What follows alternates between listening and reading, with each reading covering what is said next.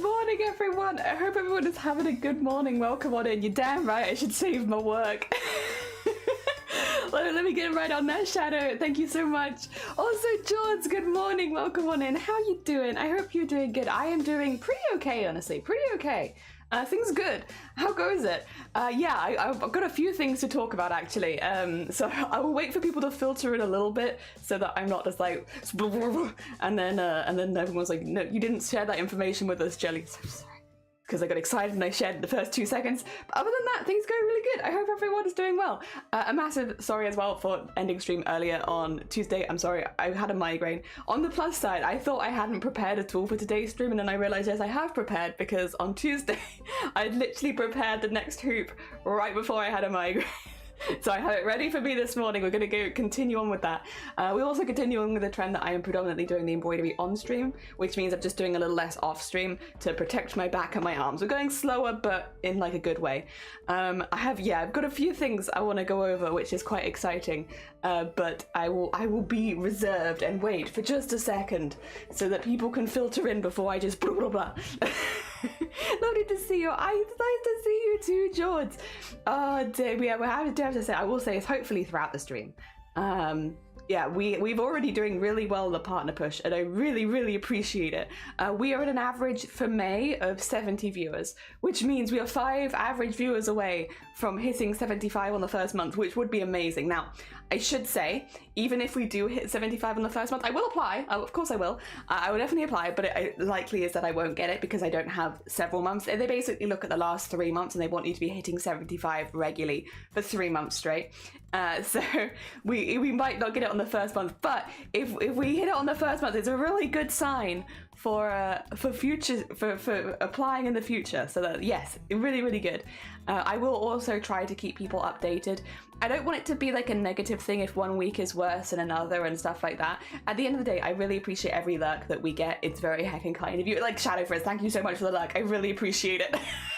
It really goes a long way. Every single lurk goes a really long way, especially considering we are, like, again, 5 average viewers off, so everyone counts. We're very close. So thank you massively for that, and I'll try and say that throughout the stream. If I keep going with the weekly updates at the end of the week, I'm a bit hesitant to do it next week because no, I can do it next week. It's the week after I'd be a bit hesitant about, just because we're doing a charity event Thursday, Friday next week, and what is happening to my... Oh, right, I see. So I was very confused. I was like, am I playing Fall Guys? I mean, I do like the Fall Guys OST, but I didn't remember putting that on. So... Oh dear, but no, things are going well. Things are going in the right direction. I do feel a bit hesitant to post a charity one because I don't want people to feel guilty about that. It's a different kind of stream. Generally, when you do different streams, you'll have less viewers, and I don't want people to feel like, oh, it went down, it might go down, but that's okay. It's okay. It's worth it because we're doing charity stuff and I'm excited about that.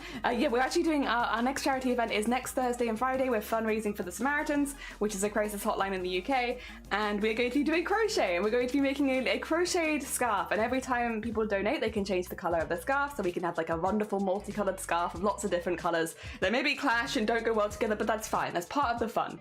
So we're doing that. Also, thank you, John, for popping into the YouTube. I appreciate it. It's been a busy week, but doing well. I'm glad that it's going all right. Oh dear, good morning, cats. How goes it? And Clues, good morning. And Goat, good morning. I hope everyone is doing well. Welcome on in. I'm holding off. I've got a few things I want to go over this morning, but I'm holding off for like 10 minutes to let people filter in so I can do all the announcements. Because, I mean, let's say most of them are pretty good.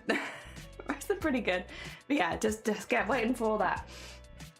Yeah, so that's where we're at right now. I'm normally not this reserved, but I feel like it would be a better thing for me in general if I at least wait 10 minutes before I start spilling everything, because otherwise I spill everything and then people are like, huh?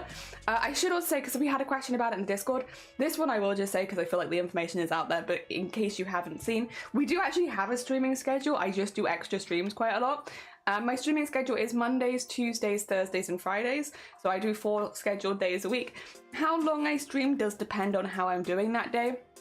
Generally I aim for about 6 hours, but as you saw on Tuesday there are days where I think I ended up about 4 hours because I wasn't feeling very well. So on days where I don't feel as well, it might not go on as long, but generally I do Mondays, Tuesdays, Thursdays and Fridays. I start at 9 a.m. BST or GMT, depending on the time of year we are at. We're in BST now.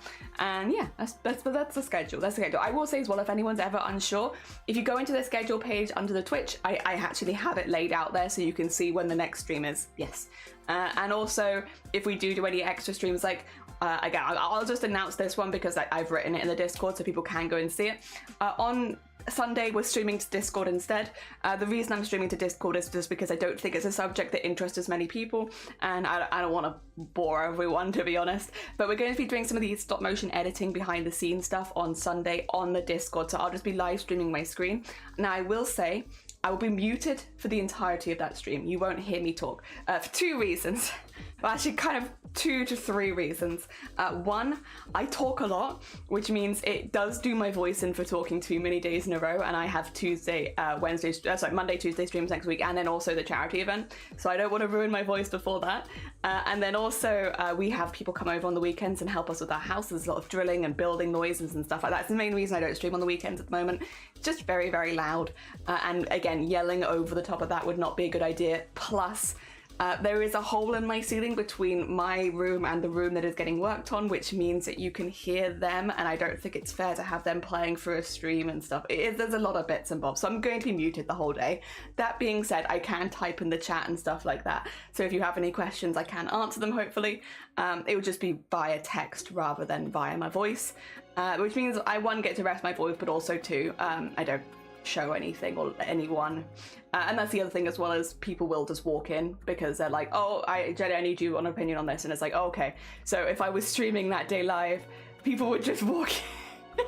It might not be ideal. So yes, I do it on Discord. Keep it safe. And if you're interested, you can pop in. But if you're not interested, listen, that's fine. It won't be on live here anyway. I wish saving money on limited income didn't take so long. I want a new computer now, but I have to wait till I have the money. I'm like a fifth of the way into saving.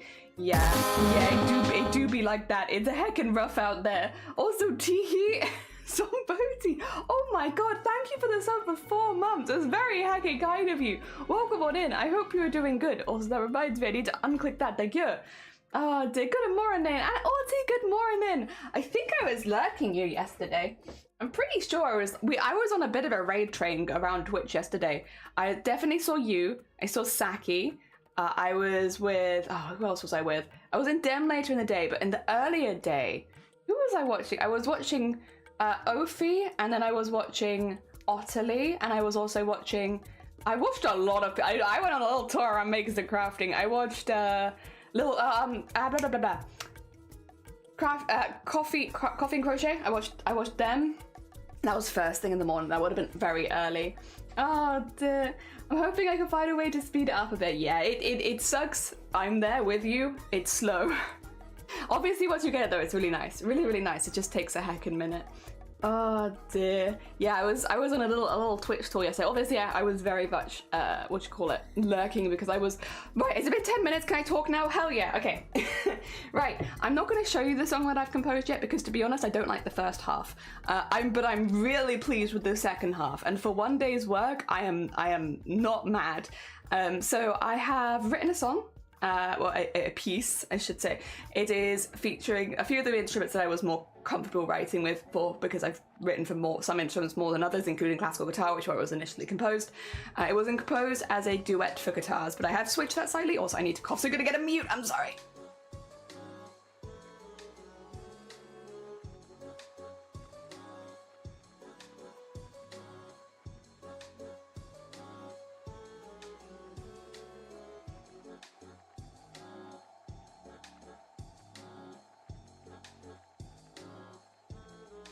Sorry, alright. Well, I got too excited apparently, and my voice was like, no, Jelly, no more excitement for you. Get that out of here. Also, Sleeves, good morning, welcome on in. I hope you're doing well. So yes, I have composed a piece. I know the time that it's going to take. I also know that with the way that it's working, I might have to do a couple of extra scenes, and that's okay. That's okay. I kind of expected that when we did the piece. There'd be some things that would get added at that point because it is meant to be on time to the music. So I've done it it's a 1 minute and like 4 second piece, which is about how long I want the animation to be, about a minute. A 1 minute 4 second piece. It has 5 movements. God help me, it was so difficult to pack in all the different things to 1 minute and make it sound cohesive and normal. But I'm really, really pleased with the second half. The first half, I see what I was doing, but it's just not quite right. You know, it's a bit off. So what I'm doing is I'm doing the thing where oh my God, I'm actually gonna lose my voice. Okay, 2 seconds. I'm not gonna mute, but I'm just gonna take something for this because I'm actually, it's not even like I need to cough. I'm actually just losing my voice. Which concerning, what if I wasn't doing anything yesterday. I wasn't singing, I promise. There's no singing in this song. Wait 2 seconds.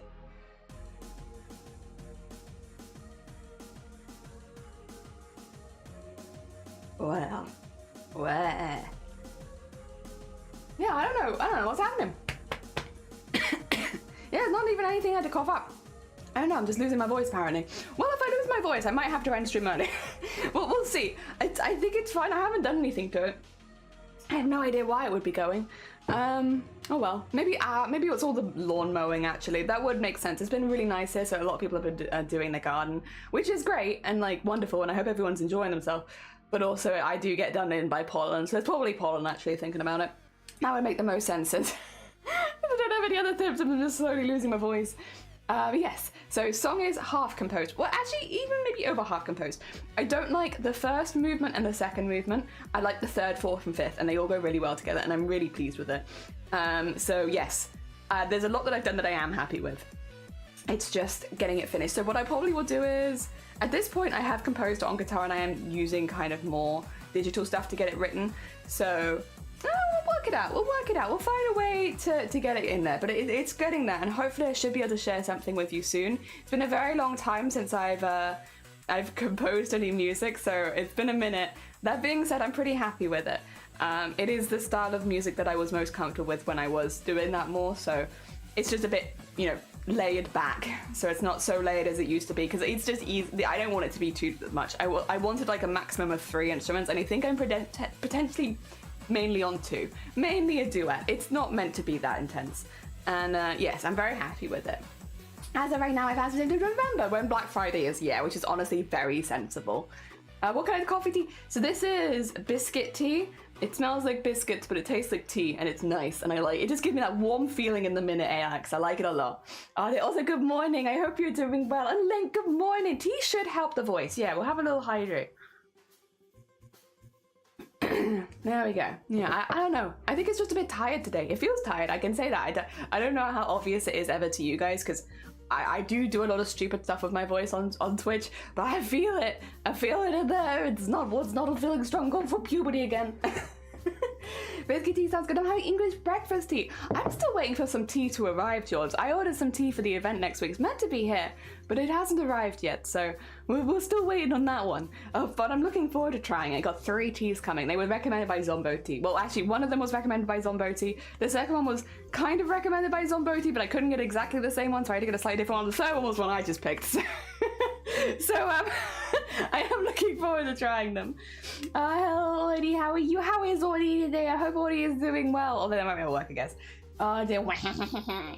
Oh dear. Cool. Yeah. Biscuit tea. It sounds interesting. It's Yorkshire biscuit tea. So it's one here that you can just buy in supermarkets. So it's not like particularly out there. It's very easy to get hold of. Pink. Good morning. Welcome on in. I hope you're doing well. Welcome. Welcome. Oh dear. I'm tired. Sleepy. I'm sleepy a little bit, just a little tiny bit. Not too bad today. But that is one of the things I needed to announce. Okay. Announcements are, we're doing a stream in the Discord this Sunday, which means if you are in the Discord, you can come to an extra special secret stream. But it's mainly for editing and to do some of the behind the scenes when it comes to the animation, if you're interested in working that out. Hell yeah. If you're not interested, you could just skip that stream. It's mainly technical stuff, and again, I will be muted, so it will be not as like my normal streams. It will be very technical, so if that's not for you, that's completely fine. If you're not in the Discord but you are interested in more the technical stuff behind the stop motion animations, you can join if you want by !Discord. Second, Tomorrow's a bit of a rough day for me, and I've been trying to work out what we're gonna do, and I think I know what I'm doing. So for those who don't know, on the 10th of every month is the day where I take all of my medication, unfortunately. I have my injections, I have stuff come over, people deliver stuff. It's a pretty intense day for me, medically, and after I've had that, I'm normally not very well. So normally I can't stream on the 10th of the month because of that. However, because we were in the middle of the partner push, and because I'm trying my best to stay on schedule for stuff like that, what I'm planning to do is stream for about 3 hours, 3 to 4 hours, basically until midday tomorrow, and then I'll cut stream off early, because again, when all of that happens, I can't be live, and also I wouldn't want to be live. So tomorrow will be a bit of a short stream, so I will not be here for very long. I will also announce that at the end of stream, because I know that's probably more going to affect people that join a little bit later. But yes, I normally wouldn't stream the 10th at all, but because, again, we're in the middle of a partner push, I want to be trying my very best. I don't want to let anyone down. We'll be doing, yeah, a few hours tomorrow, but generally keeping it shorter. If stuff happens early, I might have to leave even earlier than that. It just depends. Yes. That's what we'll be doing. That's what I've planned. I've talked it over with everyone, and it was like, yep, that sounds like a good plan. So we're sorted for that. But again, if you are someone who joins a bit later, you might miss stream tomorrow, which I understand might not affect too many people that are here right now because it's right at the beginning of stream, but I will say it now and I will say it again later. If you need to take the day off, if I need to take the day off, I would tell you, don't worry. I just kind of worked out a plan with other people. Again, I'm an adult. I work this kind of stuff out. I just wanted to make people aware that it was probably going to be a short stream tomorrow and explain why it's going to be a short stream tomorrow. I think a lot of people already know. People here are very used to me taking the 10th off, but it's not like I have to. I just have to reorganize things, which I've done. Can't leave it too late in the day, but I've at least organized it so I can do it after lunch instead of before. Yeah. Let me catch up. Having a bad brain day. Being in this community helps. Oh, bless you, Arty. I hope the weekend at least could be a bit better for you. Deserve a good weekend. Good morning all. How goes it? And yes, if you're not on the Discord, you can join us. We don't do streams there very often, I will say, because I would normally only stream stuff in the Discord, but I'm like, I don't think many people are interested in this, so I'll show it. But it's very rare for me to do Discord streams. But yeah, on Sunday we'll be giving it a go. I'll be showing you. It's very weird, and I completely understand if you're like, you know what, this is too much, because it's a lot. But yeah.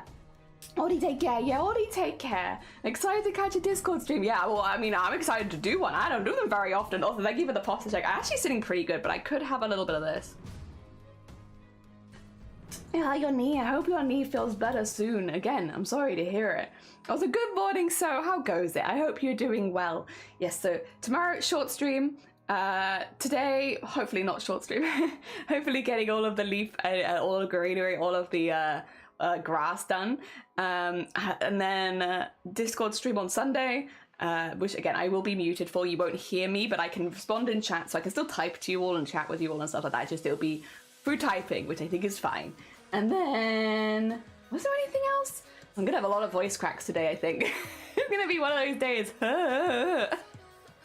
Oh dear.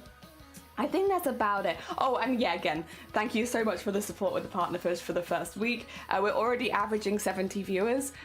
So for the first week of May, we are but 5 viewers away from hitting what we need to, which is 75. I wish there was a way I could display it on screen, to be honest, but I think because it's like constantly updating while you're live, it's a little difficult for Twitch to actually show that. But yeah, I will try my best after each week to put an update in the Discord so you can see where we're at. And again, massive thank you to everyone who's been supporting us so far, because I didn't think we'd already be hitting 70, to be honest. I kind of hoped for that for the end of May if we were doing well. So to hit it after 1 week is quite surprising. So massive thank you. And again, it's all down to the lurking, the raids, the people sharing us on social media, stuff like that. Thank you so much. It really means a lot. I have actually, what I'm going to be doing is after every month I will apply for partner, because you can apply every 30 days. And since we are partner pushing for 4 months, that gives me 4 separate chances to apply. I don't expect to get it the first time, but it gives me, when you submit a partner application, they'll get back to you and explain why you didn't get it. So the more times that you apply, the more you can put together. If they're like, oh, you're not doing this, or you haven't got this enough, or we need more of this, it basically gives you like a nudge in the right direction so that for the next month, if there's something you need to focus on, you can. So yes. Also, Maggie, thank you so much for the lurk. I really appreciate it. Enjoy your Hades. Have a good time. The code's really cool. It's from the men's section in TK Maxx in the UK. Yes. Although the brand, I can tell you because I've still left the labels in this. Oh, maybe I can't actually. Those are just washing instructions. Welp. The brand, I don't know if you can read my label from back there. I definitely can't. It looks like that though. But it's from TK Maxx is where I got it. But TK Maxx obviously resells the other brand, so I don't know. I don't know exactly. Oh, Hades does that. Oh my god, thanks for saying this. Oh yeah, if anyone needs to go lurk and go play Hades, go play Hades. I completely understand. I appreciate the lurks though. Morning bus carpet hoodie. Yeah, we're having a hoodie day. It's still kind of cold. We kept getting told that it was gonna heat up, and it hasn't for us yet. Maybe soon. Maybe soon. It's been like sunny, but like not warm. Which to be honest, I actually kind of like that weather. I love it when it's sunny, but like not too hot. Do kind of like it, so I can't complain too much. I mean, only access. I ditched McDoodle for Twilight. I guess I'll ditch you for Hades too. Damn. I see. Damn it. McDoodle for Twilight.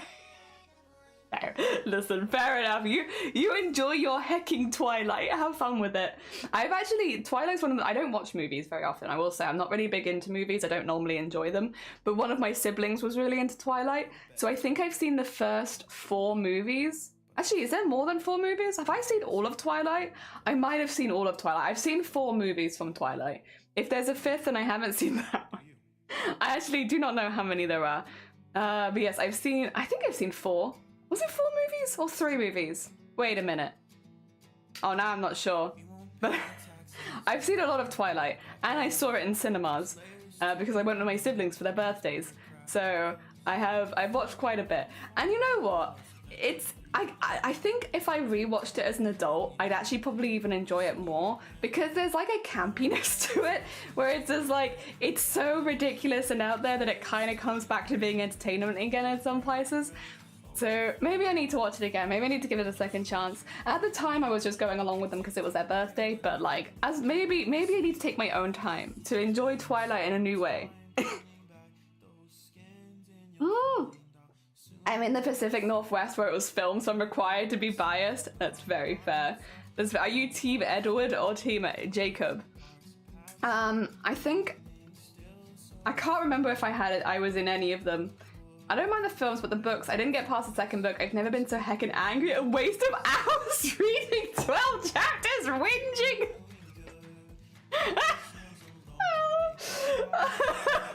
Can't confirm. Oh, Pigmo, come on in. Like, films get better as they age. Yeah, I need to watch it again because again, I only watch them when I watch them on release, so it's been a minute. Oh, did Team Alice? Oh yeah, I remember Alice being like one of the more normal like relationship people where they were just like chill and welcoming and stuff. And then I remember the one that was like friends of Alice was like vibrating in one of the movies like most of the time. They're just like I don't remember the names very well, I'm so sorry. I know who Alice is, but I do not remember too much. They're so bad and I love it. Yeah, it's like the thing of it comes a full circle back to being entertaining again. I probably didn't appreciate it when I was younger because it just wasn't what I was vibing with. But as an adult, hey, maybe I'll go back to it. Although I do remember certain bits and being a bit confused. Oh dear. I remember the scene where like, doesn't she like cut her finger? Or something, like a tiny bit, like, or something. She cuts something and a tiny bit of blood comes out. And then in an effort to protect her, doesn't he like smash her head against the wall? I am very vague memorying this. But I think that's in one of the early films. Well, to protect her, he's like, poof. And then there's loads of blood and then everyone's like, I remember that. Oh, also, the back crack in one of the later films where she gives birth. I remember the bit being like, You'll name my daughter after the Loch Ness Monster. I'm so sorry. Does he love me? When do I get to be a vampire? Do I go for Jacob? Yeah, who knows? Yeah, Alice was Bella's bestie and she had the coolest power. Yeah, she was like the chillest. Also, Silent, good morning. Thank you for the boobas. We're talking about Twilight. Actually talking about it, but the only book I've wanted to rip the bird pieces and pee on and then walk away. You might hear the sound get typically with adult ears too. Oh, maybe. True. Or my housemate and I watched all the Twilight movies as a Friday night activity to do back to the lockdown. We had a lot of fun. I've only seen the first and she hadn't seen any of them. Yeah, like definitely there is an entertainment to them. Like, and yeah, I'd assume. I need to rewatch them to see it myself, but they did always, yeah, they seem like that kind of series. On rewatch, you'll enjoy it a lot more. The infamous broken back, maybe not that scene though. Yeah, like that's the one scene where I'm just like, I remember it being like, and I still don't know if I want to watch that bit again. And then, oh wait, sorry, Twilight spoilers here. Doesn't what's his face date the baby or something? I can't, again, hazy memories. I was a kid, but doesn't he date the baby at the end? Like they're like, oh yeah, no, it wasn't you I was in love with, it was your womb. I want to date your baby. Or something like, but like, does he date any baby that comes out of it? I don't know. I quote the Loch Ness like all the time. That hold on tight, spider monkey. Spider monkey, that, yeah. Hold on tight, spider monkey. Oh, Twilight. I hate the Twilight vampires. We're talking about like rewatching it for like the comedy of it. I know it's not a comedy, but again, it's one of those ones where it kind of falls into that territory. Oh dear. Jacob imprints his love on Bella's baby and oh god. Oh god. You mean rain over there, Jelly? We already broke Wales' hotter weather record. It's normal for us. We do it every day. We're just damp here most of the time. Just damp. It was messy. Jacob does not date the baby, he imprints on the baby. Is that better? What, like a duck? Sorry, maybe I'm being too much in reality, but isn't like imprinting like when you follow something around like a baby duck to its mother? And Jacob's a fully grown human. Surely they do not need to imprint on anything. Surely they can make their own way in the world, let alone to print on something that's just been, but that seems very backwards. It feels like the baby should imprint on you, not you imprint on the baby. Oh, that would have been a different, I don't remember this happening like exactly, but that would have been different, yeah. If we could have had Jacob just, I will follow this baby and do whatever it does, yes.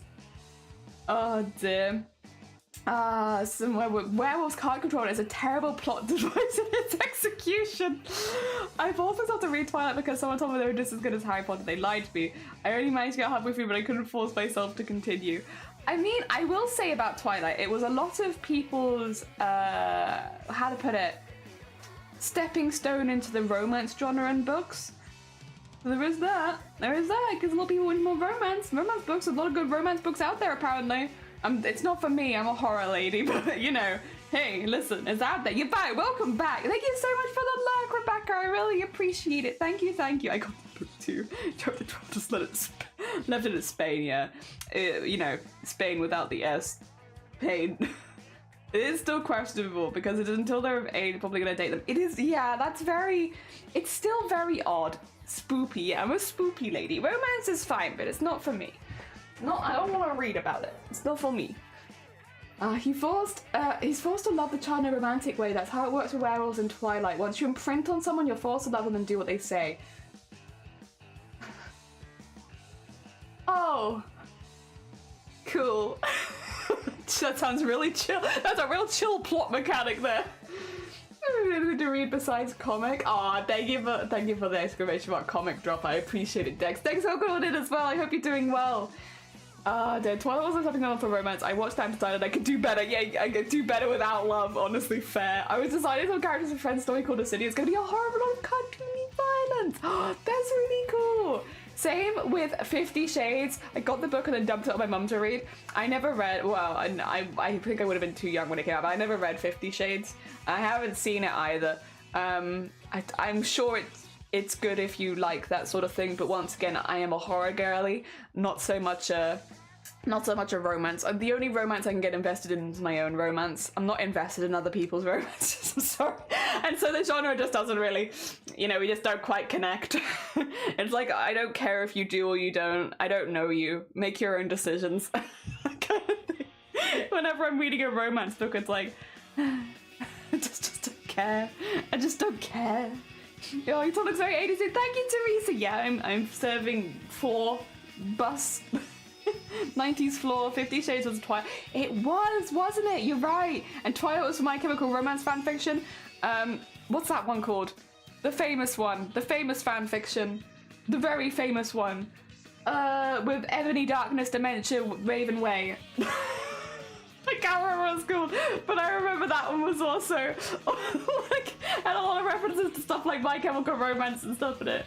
Realized my grandma read it and she liked the book. I mean, fair enough. If you like it, like, you go ahead. I'm not here to dissuade people from enjoying a certain kind of book. If you enjoy 50 Shades and that's something that you you like, heckin' enjoy it. There's like loads of people online that talk about like horny books that they enjoy, and if you enjoy horny books, you heckin' enjoy your horny books. If anything, because I'm not buying it, it's more horny books for you. You know, they're not going to be selling out at my local bookstore because I'm not buying them, which means you can buy them. I'm repetitive and not very adventurous or kinky. Oh, okay. MCR refused to let them use any MCR songs in Twilight. Fair. My Chemical Romance is funded by a certain American national tragedy. Oh, okay. Oh, dear. My Immortal, yes, My Immortal, that's the one, yes. Oh dear, it's always good to not be interested in someone else's romance. It doesn't end unless it doesn't always end in a threesome. That's fine, when she told me when I was a child. Fair enough, well, teen. Oh dear. They're all doing some Mills and Boom. So MCR is which fanfic? Surely the chain continues. It's a fanfic of a fanfic of a fanfic of a fanfic of fanfic. I mean, there's a lot of really good fanfic out there, I will say. Fanfic sometimes gets a bit of a bad name because of ones like My Immortal, but there are really good ones out there. I mean, a lot of people that start writing fanfic do actually go on to then write full books as well, because it is basically writing practice. Yeah, there's a lot of good stuff out there. I like romance, it's one of my favourite genres, but most romance, vampire romances I find icky. That's very fair. I like it, heckin', we'll get along, because I'll buy all of the stupid books and you can buy all the romance books, and then we'll wipe out the bookstore. Although I won't really buy books anymore because I can't read. I can only buy digital books, which isn't really good getting me out of a store, but whatever. Like gory, vile thrillers, hell yeah. Deeply, thank you for the follow. The books that I used to enjoy growing up, and I wish I had more of these. The Choose Your Own Adventure books. I don't really know if they have any other name. Basically, when you read the page, at the end of the page, it'll say, choose an option. And if you choose one option, you go to one page. And if you choose another option, you go to that. I loved the horror Choose Your Own Adventure books. That was my genre. I loved those. Those are the ones where I'm like, I wish I could still read them, because you don't often see the digital copies of books like that, because it does kind of rely on you turning to a specific page and stuff like that. But I loved those. They were so cool. So I don't know, like Starban. Oh, fair enough. Okay. And Worst Witch. Oh, I did like the Worst Witch. The Worst Witch was good. Oh, freaking awesome. Yeah. The Big Dish coming soon. Has anyone been reading Fourth Wing books? I'm on book 2 and it's a pain to read. I've got to start in April and have not finished it. I hate not finishing a book. I don't think I do. Anyone else might chip in, but I don't think I have. Choose Your Own Adventure books, my beloved. I loved those. You had a D&D one. Oh my god, I had all the like horror, like escape certain situations and stuff like that, and all of the drawings at the ends, if you got like a bad end, were so like gruesome and stuff like that. I loved those books. But again, they do rely heavily on you turning the pages, which means digital, it doesn't really happen as much. I think the guy made the two wouldn't allow them either. So Old and Broken, but my sisters and I don't understand anything. Love the Worst Witch, could still watch it on Prime. Goosebumps, Choose Your Own Adventure. Yeah, I loved those. I love the Worst Witch. I really wanted to buy a box set to have them all. I think I dressed as the Worst Witch for like a school book day or something once. I remember really liking it when I was little. I haven't read it as an adult, but I'm sure I would still like it. I had when I was a scuba diver and I kept dying, so I read the whole thing and pretended I survived on first try. We all did that. I think all of us at some point went to the last page to see what the page before it was meant to be, so we knew what to aim for. We were like, all right, we'll work our way out. Like, you try a certain amount of times, you're like, I would like to know the good end. The bad ends are fun too, but I would like to know the good end. They even have a university on Prime. Oh, nice. Hell yeah. Kept saying return to page X. I know it's a heckin' death page. Yeah. God damn it. Use your finger as a bookmark and then you die. Flip back like it doesn't count. Yeah, it doesn't count. I didn't pick that. I was just wondering. I was weighing up my options. You know, I hadn't actually made a decision yet. I was just thinking about it. I just wanted to dip my toe in. I wasn't ready to actually commit to it.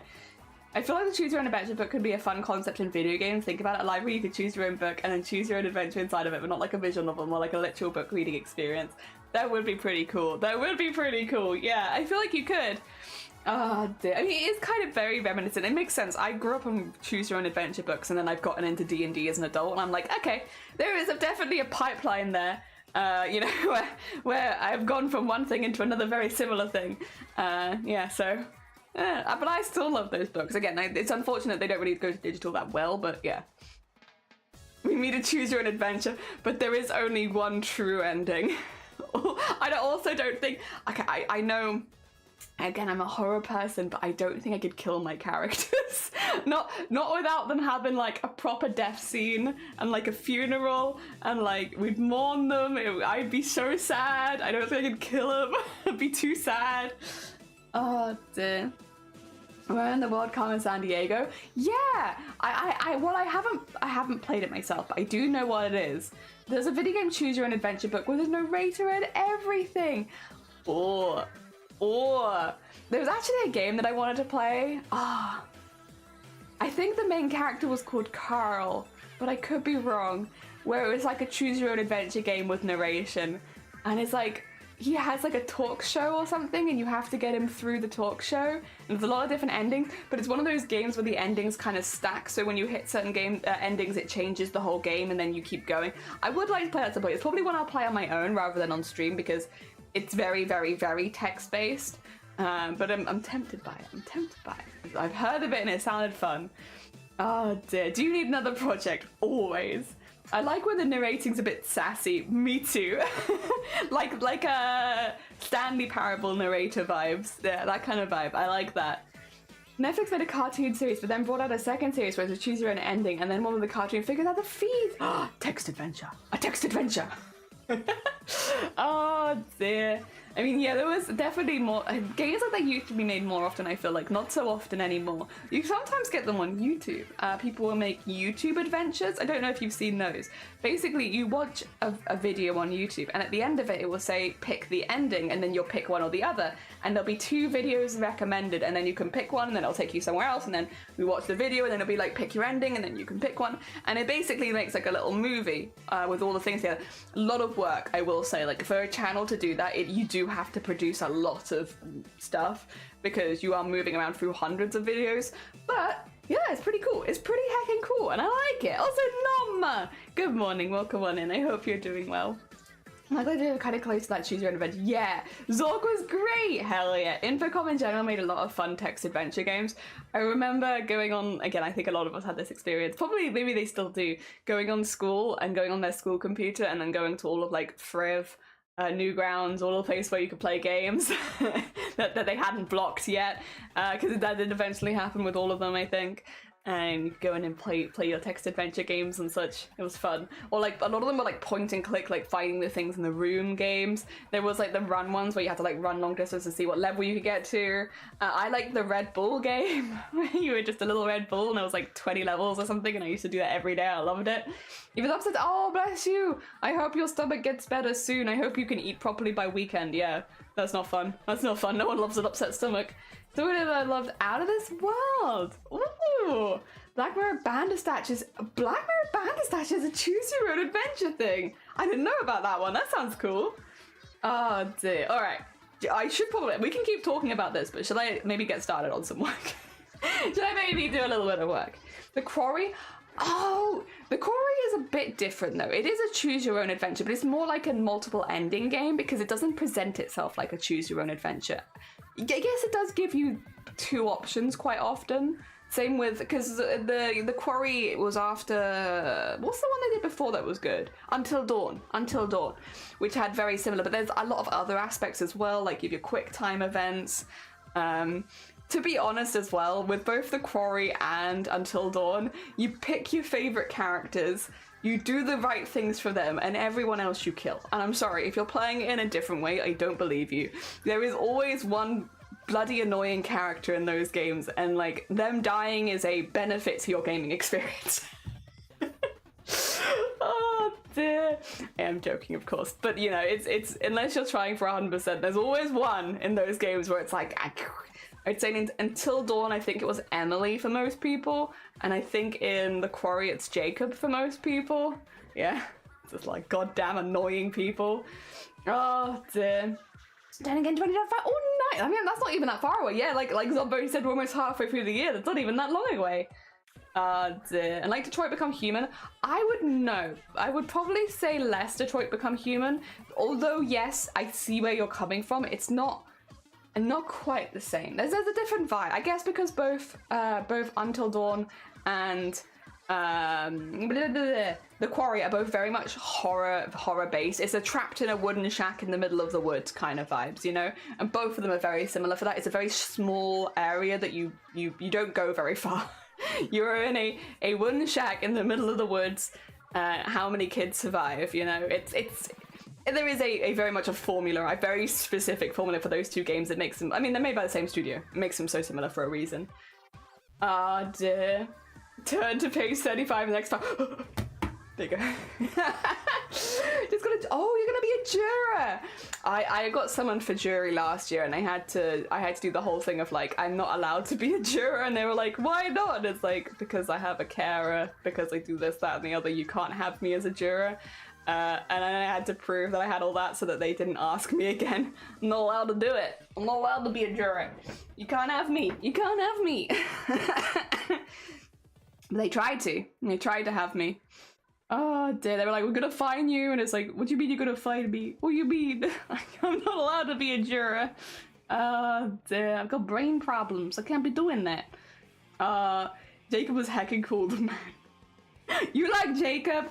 You know what? Jacob needs some fans. Fair enough, Sean. Hell yeah. So many options. Options that made detail has changed plenty in the end. Then I guess we have Life is Strange. Yeah, I'd say Detroit Become Human and Life is Strange is maybe a bit more similar because of the slightly larger scale of it. Talking about Jacob, imagine marrying a woman with the same name as you. I'd do it. If we were in love, I wouldn't mind. I just have to make sure that we're not related. But other than that, sure, why not? Be silly.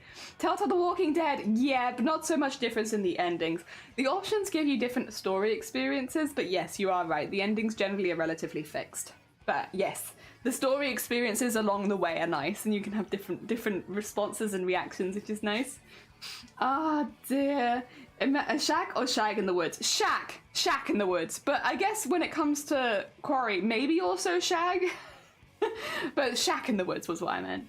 Ah, dear. I don't have the brain to be a juror. You'd be on a full party of people.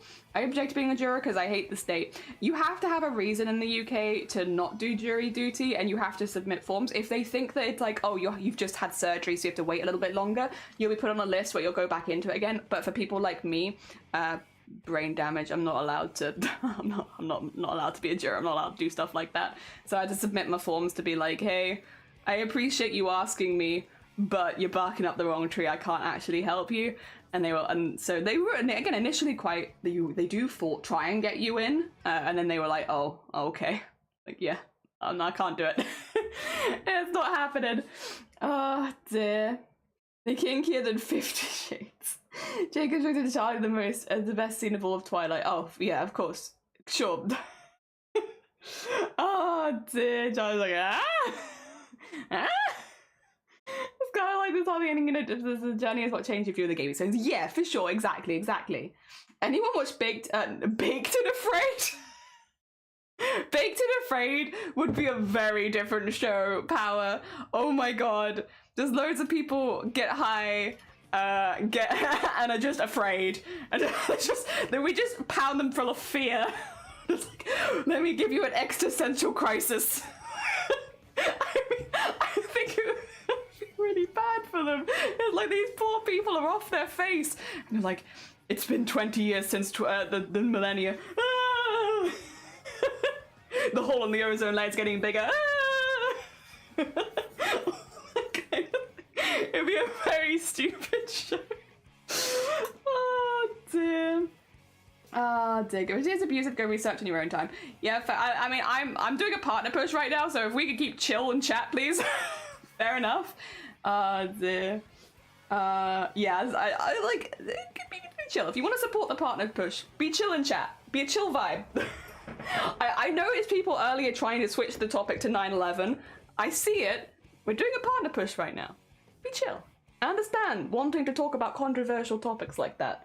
But, yeah, be chill. Be chill, because it quite literally affect our chance of getting partner or not. Probably better than Jungle Naked. Probably. Naked and Afraid I haven't seen, but we do have... That's why I'm like, yeah, go do that kind of thing outside of chat. Yeah, like, just don't bring it into chat. Just don't bring it in here. I would say. There's a time and a place, and this ain't either of those. Also, Cecilia, thank you for the follow. I appreciate it. I'm gonna get good game sales, and it's both normal and possible to achieve. Thank you. Hell yeah, you can get your good grade and chill. Dear. Fun silly conversation for fun silly early streams. It is also welcome on in. I hope you're doing well. And Another Mouse, good morning. Welcome on in. I hope you're all doing well. I did say like 10 minutes ago I was gonna do work, and I have not. Oopa. Dear. Not sure I can be chill. I'm waiting for it in a bus full of sometime. That's why I didn't mention it. Just don't bring it up. I think it's like trying to vaguely pussyfoot around it actually doesn't make it better. So yeah, no, I've said no, I've set a boundary. Stop it. We are pushing for partner right now. Please don't try to sabotage it by bringing in things that are going to make things like turn to a very controversial, difficult topic. I don't think I need to go any further into it than that. I think I can leave it there and people will respect it. I don't need your reasons or explanations, just don't do it. What's the mysterious elixir? It is biscuit tea. Delicious, delicious biscuit tea. I just sat down to do some cross stitching, so I understand putting off work. Yeah, and like this has been put off since, because I didn't realize that I was set up, but it turns out I am set up, because I quite literally threaded my needle and everything, ready to do this work on what you call it. Oh dear. We literally threaded the needle and got ready to do all this on Tuesday, but then I had a migraine, so I had to stop. We got all of the grass in here, ready to go. So for anyone who is joining for the first time who is like, what are you doing? We're making stop motion animation with embroidery. And we have a little example of it going on the side of the screen. There it is. I give you a tree right here. I got joined by this nearly halfway through the year. The year does be flying by. I hope that you're here for the first physical art check because I popped something in the live chat I think you'd like. Oh, exciting! I've been trying to secretly push comic. I appreciate that. That's very heckin' kind of you. It's nearly got 200 views. It's very heckin' cool. Cool hoodie. It's from TK Maxx, and that's exactly why I got it, because it makes me feel like the floor in like a games arcade, and I like that. Dear Sloth as well, and Caffeine, welcome on in. I hope you're both doing well. Good morning. Dear, how's things been? Yeah, let me start this timer, and then we can start counting down to the next Discord art share. Again, for anyone new here, every hour on the hour, we have a little, well, not hour on the hour, it's when an hour of stream and work has been done. We have a little look at the crafts that other people are doing, so that we get to see a bit more of a range of art than just me. Dear. I fancy seeing you here. Oh, and Scuba, good morning. Welcome on in. I hope you're doing well. You haven't read the comic yet? Would you like to? I will say it's only 5, like, very short chapters. It's really like one chapter. It's one chapter that's been split into 5 because, what should we call it? My pictures were too big. I made my images too large, and so I could only fit a total of 4 on one chapter, and that's fine. Yeah, I made my mistakes, and I've decided just to live with them. It's okay. So, there they are. It makes me feel like the floor, honestly, same. It has been my goal, cats, this year to buy more clothing that makes me feel like a 90s arcade floor. Because at some point we all have to carve out what we enjoy in fashion, right? And I enjoy feeling like the floor, so... slowly but surely, I am getting there. Did you end up getting any work done yesterday? Oh no, Sloth, did you have one of those streams? Is comic ready for another season? If we hit partner before Boobtober, I will not just make another season, I will make the entire comic. It's meant to be like a little incentive. If people can lurk, if they want a full comic, if we get to partner, I'll do it. I'll do it. And I don't want to spoil anything, but I might have already got one unreleased chapter hovering there. So if we did hit partner, I could release content immediately. I'm trying to be secretive about it though, so don't tell anyone. Also, Pink, thank you so much for the 6 months. I heckin' appreciate it. It's very heckin' kind of you. Thank you. I did the art. I was laughing at Max the other day. Maybe I want to do it quick. 30 minutes traditional art. It is all exciting. I look forward to seeing what you make, Sean. Very cool. Note to self, don't catch the bus past 9:30 because it's when it's full of OAPs. Me and all the OAPs were always on the bus at that time. Hell yeah. Oh, thank you so much, Heckin' Pink. It's very heckin' kind of you. Thank you, thank you. Ah, dear. I was distracting Sloth with my... Oh, I see. I see. Good on you. Well done, Arty. Heckin' big claps for you. You are the best of us. Just a little bit. Just a little bit. Oh, how far you get with the knot? Yeah, you were playing a game yesterday with like very polygonal animals. Polygonal? It looked really cool. Very stylish. OAP, Orange Angler Patrol, Old Age Pensioner. OAP means old people. About pension age. You're always flawless every time we dress this way. Not sure if it's just showing up all the bowling alley floor. I mean, I wouldn't mind if people thought I was the bowling alley floor. That'd be okay. If I could lie down in a well, I probably wouldn't lie down in a bowling alley. Actually, you don't know what's been on those floors. But if I could responsibly lie down in a bowling alley floor, maybe I just blend in. That's what I want. When you get the bus home, if the kids all pile on, yeah. There are certain times you definitely want to be careful. The frog detective. It was very heckin' cute. Very heckin' cute. Very stylish. Still waiting on the dancing rate to get approved though. Oh, exciting! Is that the body rolly one where we were watching it the other day? It was like boom, boom, boom, boom. Yeah. I had to do some detective work, although the stickers was honestly a highlight. Oh dear, that's a different kind of hell. Yeah. Oh dear. I got this mental image of Jelly's face just popping out the floor somewhere, like, hi, it's me, the bowling alley floor. It's been a minute. How you doing? How your games going? Are you enjoying bowling? What do you think of the floor?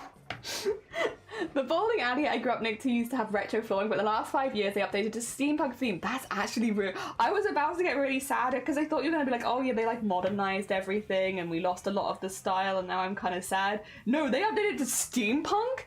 That's amazing. Jenny, we need your pictures on Sexy Garrett Caxi. Did you find him sexy? I don't know because I was lurking. I was composing music, so I popped in every now and again and I was like, oh, Arty now. Because I got raided into Arty, I think. But I don't remember who raided into Arty that I was in. But I know that I was in Arty's stream. Oh dear. But I was hefty lurking because I was literally on my guitar being like, so I have no idea. Oh. There we go. Awesome stuff.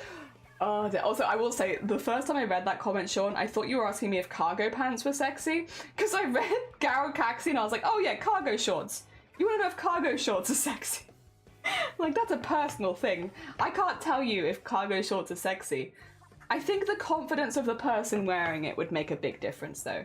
Somebody unconfidently wearing cargo shorts would probably not look that sexy. But someone confidently wearing cargo shorts, that's a whole different kettle of fish, you know? You know, it's tricky, it's tricky. So it really depends who's wearing the cargo shorts, I'm sorry. The cargo shorts do not make a person sexy. It's the confidence that comes with the cargo shorts that can make you sexy. I will say I want more cargo shorts because they got pockets! Pockets for days! But I don't have any. I've been living in pajamas for too long. Oh dear, cargo pants on the catwalk 2024. But do you find them sexy? It depends! How confident is the person wearing the shorts? Oh dear. In sexy shorts, cargo shorts question, yeah. Sean de shorts. You always tell me I'm wearing cargo shorts, now I'm offended. I'm so glad Grobbit isn't here because nailing someone is definitely a phrase in the UK that means something else. I am so glad. Listen, I love Grobbit. Grobbit's a wonderful bean, but I would read that a mile away. I'd read that a mile away that they'd say that. Oh dear. Not so confident. You're not confident about your... Maybe that can be a growth thing. Becoming more confident about your cargo shorts. Because listen, confidently wearing anything can make pretty much everything sexy. It's just the confidence. Only a popular time for a cycling tip. 20 plus car queue. Bus just went heck and it overtook all of them. I was like, screw you guys. Nah. What are you gonna do? Hit me on a bus? It means it in Australia too. I see. It means that in the US too. Oh, it just means it everywhere. I was gonna say, poor Sean got nailed. Oh dear, with nailing I dodged a bullet there. Yeah. It's like, gotta be careful with this kind of terminology. Can't just come into stream saying you got nailed. Everyone's gonna be like, oh.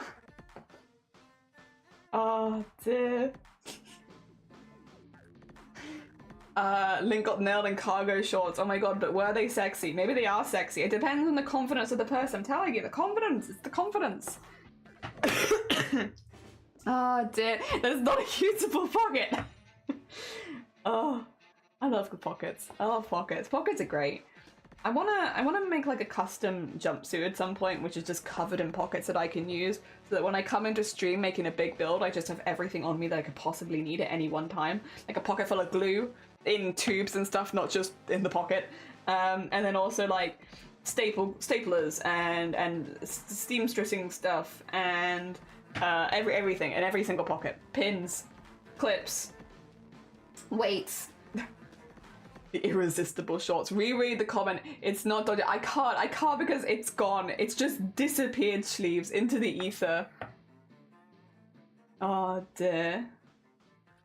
It's not dodged. Oh wait, is it not? What did you write instead of dodged? What are you doing? What are you doing here? Oi, oi, oi, oi. Get a finger wag of naughty, naughty. Confidence 0, sexy 100%, damage 100%. Instead of pocket sand, it's just pocket glue. Yeah, as soon as I said there's just glue in the pockets, it sounds like there's just loose glue in my pockets. I meant like tubes of glue, like a Pritt stick, like some super glue, stuff like that. You know, that's kind of more what I meant, but it does sound just like a gelatinous pocket. Oh dear. Yeah, I'd love to do that at some point, but that's like a big project. There's a few other projects I have that I need to do soon. Oh yeah, I'm probably gonna, I think I know what I'm gonna do for this. And I think I know when I'm gonna do this. I'm just gonna hold off a little bit on it. But I have a bit of a sewing project that I thought I might drag you all along with in the future. So buckle up, I've already kind of made the decision we're doing this at some point. So we've talked, like, one of the questions over like the 4 years of streaming that I get a lot is like, how do I get into sewing clothing? Like, what would you recommend? And there's so much to talk about there that it's like quite a big topic of like when it comes to like, what would you recommend and stuff like that. But one thing that I've consistently brought up as a recommendation is, well, do you have any old clothes that you don't like anymore, or you're not going to wear but they still fit? Take them apart and use it as a pattern, and then using a similar material you can remake that same in a design that you like more, right? We're going to do that on stream because we are literally doing that for Shiny at some point. We have got some like old trashy tops. We're going to take them apart and I'm going to show you how I make patterns out of other garments that already exist. It will be more of an informative stream than we normally do, but I want to do it because, one, it means I can make some clothing, which is fun, it's been a minute, but then also, hopefully, it kind of explains the theory of like how it goes and how you do that sort of thing. So yeah. Oh dear, jelly is equally gelatinous. True. Facts. That's apt. Yeah, how do we buckle up if you're being dragged? You're buckling up and I'm dragging you with your buckle. Yeah, I'm dragging the buckle. That'd be really helpful, honestly. I like sewing, but I find it overwhelming. Yeah, it's a topic we've talked about a lot, and that's like one of my main, like personally, one of my main recommendations. It's like, it's a very cheap and easy way of like starting. If you already have, say this was a really old hoodie, say I hated the pattern on it, I don't, I love it. But say that I hated the pattern on this, what I could do is take it apart, buy a similar fabric that it's made out of, and then just recut out all those parts using this as a pattern. And it's just a really, really easy way to remake clothing that you actually like the pattern of. And once you have that pattern, you can make it over and over again. It's not like one piece of clothing for one piece of clothing. If I took this apart, I could make 200 hoodies out of it, all in different fabrics if I wanted to. So yeah, I want to go over that at some point. That's also something that I've done in cosplay before. You know, you might have seen occasionally I'll make shirts for costumes and I have this pattern that I use. It's a pattern that I made from an old pattern for an old shirt that I didn't like anymore. And then I've just adapted it many, many times to make slightly different shirts. Because I wouldn't personally go into making a shirt without a pattern because it's a fitted piece. But yeah, I go in with that and it's worked every time. And it means I got a lot of really cool shirts from it. Oh dear. I'm buckled up in a straight jacket so we can't fight back. Exactly. More Floor saying jealous of my cargo shorts appeal. Yeah, I am. I'm very jealous. I want more cargo shorts. Oh dear. We really are brain cell bodies because my favorite type of pants are cargo pants. Oh my god. So we have so many people who have the cargo pants of my dreams. 40-year-old boy that likes to take and hide the salt grinder. Where would you put it? Oh no. Oh no. If I took something and I wanted to hide it, I'd put it like under the sofa or something, probably personally. It just comfy. They have so many pockets, exactly. I'm happy saying, past day I organized my room and I did a lot of progress. I trimmed my hair, I showered, I was super proud of myself, and yesterday my posture corrector eased. Oh my god, look at you doing so many good things for yourself. Congratulations on Boti. Well heckin' job. Yeah, good heckin' job. Oh dear, we've got the majority brain cell. The majority brain cell is wearing cargo shorts right now. Oh, same place a 13-year-old boy would use. Ah dear. God damn it, you're probably right. Ah, lol. Oh dear. Here we are. Bad brain day means I've ordered a cheeky Nando's. A cheeky God. Yeah! Hell yeah, you enjoy your cheeky Nando's. Oh dear, I hate the TK Maxx website. Me too. I also dislike their website. They only show you the same few things over and over again. But I think it's also my mood been dropping super low suddenly, constantly, and got me worried inside. But damn, I got so many good things going. I'm really glad you had a good day then. If you're having a lot of rubbishy days or rubbishy brain days in a row, having a good day or something, just even if it's just the one or two, heck yeah. I hope it sets you in a positive trajectory. Ah, you'll be the floor. We are literally... Yeah, true. Sorry, I'll go back to being the floor again. My bad. All Nando's are cheeky in Australia. It's the same here. It started like... I don't know... Like a fair few years ago at this point, it started the whole cheeky Nando's thing.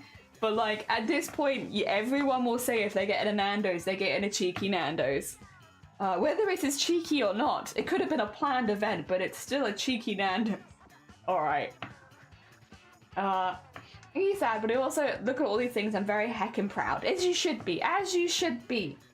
Yeah, you should be proud. You did a heckin' lot of good stuff for yourself. Also, Bakes, good morning. Welcome on in. I hope you're doing well. Welcome. We is getting grass done. We didn't do it on Tuesday because I got sick. So we're doing it today instead. We're getting all the outlines done. I've also written, oh yeah, a lot of people have joined. I've written a song to go in the behind the scenes in this. It's just a duet between two instruments predominantly. I'm keeping it relatively simple because one, the animation is only 1 minute long. And this song has 5 movements in 1 minute. It's quite intense. I'm not going to show it to you just yet because be honest, I really, really like the second half, but I don't really, really like the first half. So I want to do a little bit more working into it to see what's not quite right. I went for something a little bit dissonant at the beginning and a little bit bitter because the movements are very short, the funeral scene, and then the overgrowing scene. You have the short period of time where you have the approach of the grave and the necromancy, then the whole bit with the lightning and the zombie coming out of the grave, you have the flashback, and then the reprise, which actually is 6, but I would say that the walking up to the grave is small enough that I don't count it. Who's a duet with? It is, at the moment, actually guitar and recorder. People overlook recorder as an instrument a lot, but recorder gives a very folky feel to the music. And also it has a kind of tone to it where if you're trying to do something bitter, it sounds I don't know how to explain it, it sounds bitter. So if you're doing like a slightly more folky bitter piece. It's really good for that. I think I gave him cheeky pint. Yeah, like cheeky point. You know, I want a cheeky point. Everyone wants a cheeky point. Oh dear. Ah dear. Oh yeah, hi. Hell yeah. Treat your brain like a naughty puppy. Roll up newspaper to the nose and spray water bottle. Oh dear. I won't bonk my brain just yet. I need to bonk my brain. You can bonk it with the cheeky Nando's. You're like, listen, I'm feeding you Nando's, so you better work with me. If you want more Nando's, be good, you know? I think I was 11, I played recorder last. Yeah, recorder is one of those instruments where a lot of people, what do you call it? They associate it with the thing they played as a child, right? Because a lot of people do learn recorder when they're younger as part of their music class and stuff like that. I challenge you to give recorder a second chance when it comes to writing music, because it do be adding. Actually, I wonder. No, I don't have it. I'll see if I can find a couple of the folk pieces I composed when I was a kid. Because I had a real focus on composition, because I was already a grade 8 classical guitarist when I was going through music at school, because I started very young, and so yeah, I wasn't really learning a lot about music at school. So they would basically, we had in our school music and advanced music. If you were in advanced music, you would already hit at least grade 5 by the age of 12, I believe. So you had to have hit a pretty high grade at that point. But anyone who had hit grade 5 would go into advanced music automatically. And advanced music just meant that you took your tests really early, and then you could focus on an area of study after that you couldn't before. And it was really hecking cool. And yeah, I liked it a lot. And so I did composition, and I used to compose for a few different instruments. So I learned how to compose for lots of different ones, and I overlooked recorder because I remember my tutor being like, if you're going more down the folk path, you should really look at whistles and recorders. And I was like, whistles and recorders, those are for kids. And I am technically a child, but still, I don't want to associate with whistles and recorders. That's boring. But no, they showed me how it would sound with my music, and it was because I was using like flute and stuff. And listen, flute's lovely; it's a lovely instrument, but it's not very folky. But recorder and whistle, yes, it is. So I have penny whistles and I have recorders. Yes, I probably won't record that though, because that's a hard one to record. You need a nice mic for that to sound good. So I'll probably use whatever's in there already. I'll record the guitar because I have a microphone that can record that. But I probably won't record the whistle. Oh dear. Free Blind Mice makes me think recorder, yeah. Parents all the world struggling with them, yeah. We need a Jelly plays guitar and Jelly plays recorder redeems. I can't. I wish I could, Sloth, genuinely. I have such bad stage fright. I have played guitar on stream once to properly perform, and it got to a stage where I was shaking so hard I could barely hold the instrument. Like, I have such intense stage fright at this stage of my life that I find it really hard, really hard, and which is, I know, really stupid, because I literally used to play gala concerts. I used to play in front of hundreds of people. I used to go on big competitions and all that kind of stuff. So you'd think that I'd be someone who'd be really well adapted to this kind of thing, and I'm just not at all. I'm just not at all. And like, I tried playing guitar on stream to overcome that, and it just was awful. Like, I basically would just get to a point where I just couldn't hold the instrument so quickly, and then I'd be beating myself up for the rest of the day, because I was like, I can't believe this thing that I've spent thousands of hours learning, I can't even play in front of people, I'm an idiot, I'm stupid, blah blah blah. And so generally, for my own mental health, we don't bring it onto stream very often. What I have said is, I will see if I can record myself doing a recording with video, and I might play that for you. But playing live just probably isn't going to happen, as I am right now. I have probably some of the worst stage fright you've ever seen. Different whispers on recorder. I'd have to work it out, because I don't remember. I got a couple penny whistles, and I could probably do it on one of those. Oh dear. Music class is a mess when the only instrument for all schools is recorders. Oh god, yeah. Yeah, that's, it's something. Or triangle. Yeah, can't forget the triangle. Singing the community title out. Off the ditch. You for Hades too! When are you streaming Discord again? Sunday. It'll be on Sunday. We'll be streaming Discord 9 AM, so the same time that today's stream started, but yes, over there. It's not stupid, brains are weird. I think it's because I have a lot of pressure on guitar for me. Guitar was something where I was really good at it, and I don't say that to necessarily, like, boost my ego, but I won a lot of competitions at a very young age. I could play in front of a lot of people, and I think because of that, it's become this pressure as an adult where I'm meant to be good at it, so I have to be good at it, and if I'm not good at it, then, you know, that's a problem. So I think, unfortunately, it's twisted a lot as I've grown into an adult to be like, from something that I was good at and I put the effort in to be good at, and I practiced very, very hard, to if I fail at this, then what's the point kind of thing. Thankfully, it is the only hobby I've ever had where I've had that experience. Everything else is very chill, and I've always enjoyed it and had a really, really good time. I think, I will say, just to be clear as well, I was not one of those kids whose parents forced them to get into music. If anything, my parents actually didn't really, not they didn't want me to get into music, but they weren't particularly thrilled, because they were like, this is going to be really expensive. So I didn't have those kind of like helicopter parents where they were like trying to force me to do a certain thing or anything like that. It was all pressure that I put on myself to perform and to do well, and I was competitive and I wanted to win and stuff like that. So it wasn't external or anything like that. The whole thing has been internal from start to finish, and sometimes it'd be like that. But yeah, no, that I should have to be perfect because I'm an award-winning classical guitarist. You know, I've played gala concerts. I'm grade 8. I can't get much higher. I reached grade 8 before I ever become an adult. Like, I'm meant to be really good at this, and I can't play in front of people. So yeah, there's some kind of anime backstory there, I'm sure. But yes, it just meant that it's really, really hard for me to play in front of people. I can't even play in front of like my family or partner anymore. And I used to be able to do that. That's gone too now. So I have to wait till my partner leaves the house and then do it. Because I can't do it if I think anyone's listening. It's very hard. Very, very hard. Oh dear. Perfectionism, I feel you on that so much, yeah. Because people hold me a high standard 4th grade, they're like, oh, very high, very low instant, and now I can't finish a book. Yeah, it's like you get in your head about it, and it's hard. It's a killer of good, and you have to have fun. We aren't here to judge it. Oh yeah, I know. No one's ever been judgmental about it. I just don't want to get people's hopes up that I'm ever going to do music streams. I think if it ever comes to a point where I feel more confident with it, I will do my best to try again. But I'm also not. I'm here to have a good time. I'm not here to force myself to do things I don't enjoy. So if I ever get to that stage, I'll let you know. But I don't know if it's going to happen in the short term. Oh dear. Also, Twitty, good morning. Welcome on in. Jenny's from Dan. Jenny, how many times do I need to tell you? You should be playing video games, not instruments. Like, actually, legitimately, my parents. Because both my parents played video games. And then I was like, I want to play classical guitar. And they were like, are you sure you don't want to play, like, electric guitar or acoustic guitar or anything like that? And I was like, no.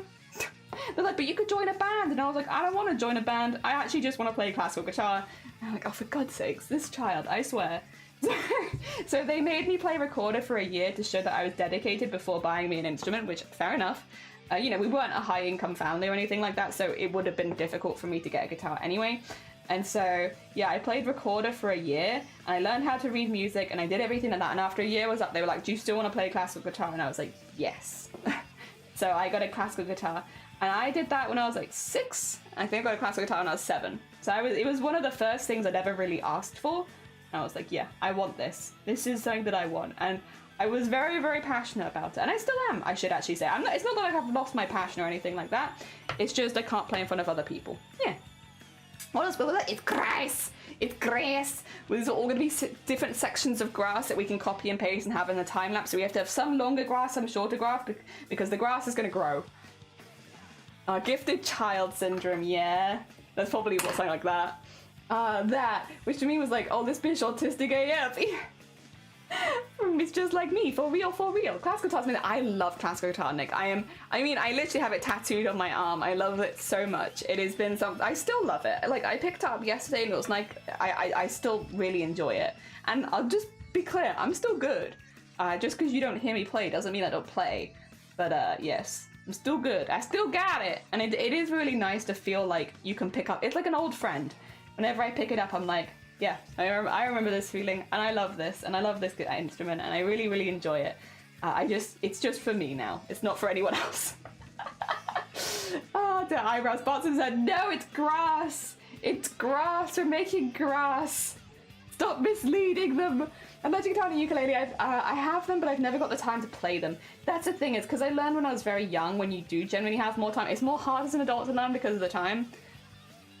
I have one electric, one classical, one acoustic, and a lot of dust collecting on them. Ooh, I actually got gifted an electric guitar when I was a little bit older, probably like 6 years after I started playing classical, and because my parents were like, here, you know, you can have some other options, you know, we got you a guitar, and it was a really nice gift of them, don't get me wrong, it was a really sweet gift. Was not interested.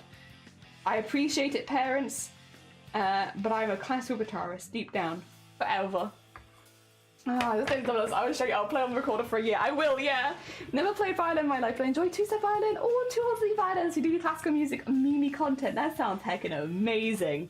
I have a legit guitar. I got a year and a half in it so I could learn to play, but you never did. That's fair. That's fair. It's not for everyone. I'll learn music from Jelly now. I never got to try and play an instrument or touch music theory.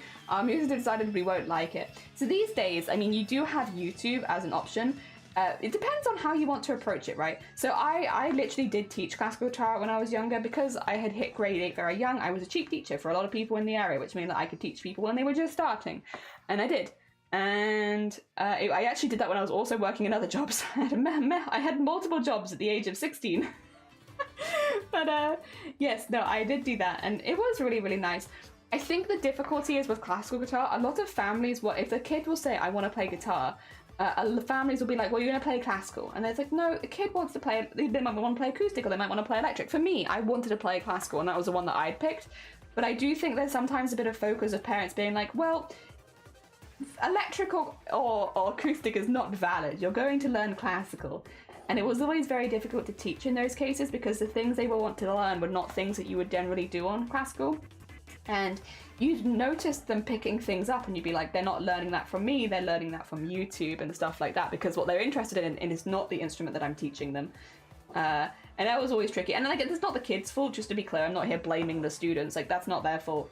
You did occasionally as well also have kids that were really passionate about classical and they were always an absolute pleasure to teach, but yes, no, you'd have kids who it's like they clearly wanted to play a different one and then their parents have forced them to be like, no, you're going to learn classical because classical is the only valid guitar you get to learn. It's like, no! As a classical guitarist myself, there is a lot of intricacies and difficulty in both acoustic and electric, and it's not like one is better than the other. They are all valid and different things, and you use them for different purposes. You should just let the kid do what they want, because if you're gonna make a kid play classical when they have no interest, they're not gonna enjoy it. They're just gonna give up.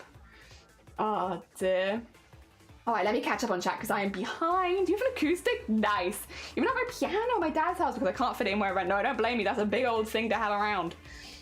I thought you were about to say you got electric guitar when you were 6. No, not when I was 6. I got my classical when I was 7 though. My son has an acoustic too. I inherited my great aunt because I was the only one who played piano. I do have the heredity. I used to play the bass when I was flat band and I couldn't get into bass, so I said with guitar because I can't play because of the noise. It was fair enough.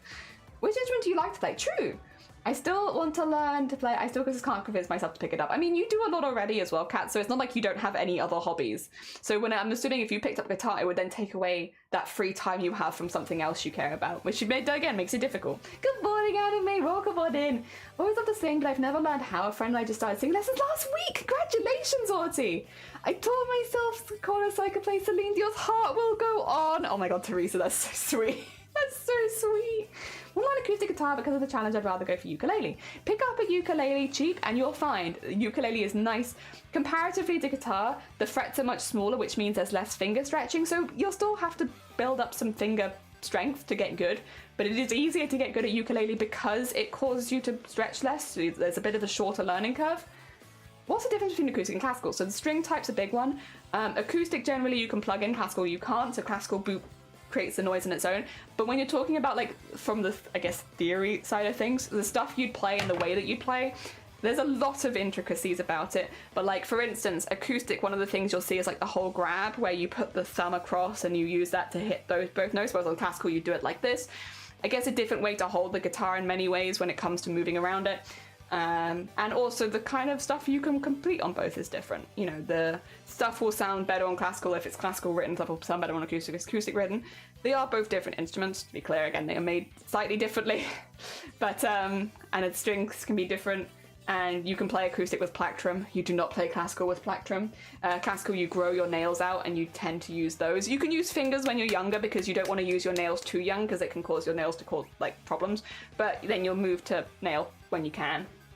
It's a lot of different bits and bobs. It's a lot of like little finicky things, right? But the main difference as a teacher, you notice, if someone wants to learn classical, they'll be learning scales and arpeggios. If someone wants to learn acoustic, they'll be learning Ed Sheeran. At least from a teaching perspective. I think scales and arpeggios are useful for anyone, but again, you know, that's what the kids wanted to learn. You don't really play... You can play Ed Sheeran on classical, but like, it will sound better on acoustic where it's intended to be. Oh dear, it's tricky. Oh, it's a lady, welcome on in. If they don't want to play it, they won't learn the best abilities. Exactly, classical's 9 strings, acoustic, steel strings. Yeah. And the way that you pluck, the way that you hold strings, a lot of technique things are just there's a lot of little teeny tiny bits and bobs, which make them different. But yeah, I'm a classical person. I like Spanish classical specifically, which is like the flamenco style. I loved that. That was what I did a lot of. Although, yeah, no, some of my favorite songs are not that, but that was a lot of what I generally did. Oh god, sorry. Didn't have time to mute for that one. I didn't learn to play My Heart Will Go On specifically. I decided I could talk because I played it and I could read the sheet music. Nah.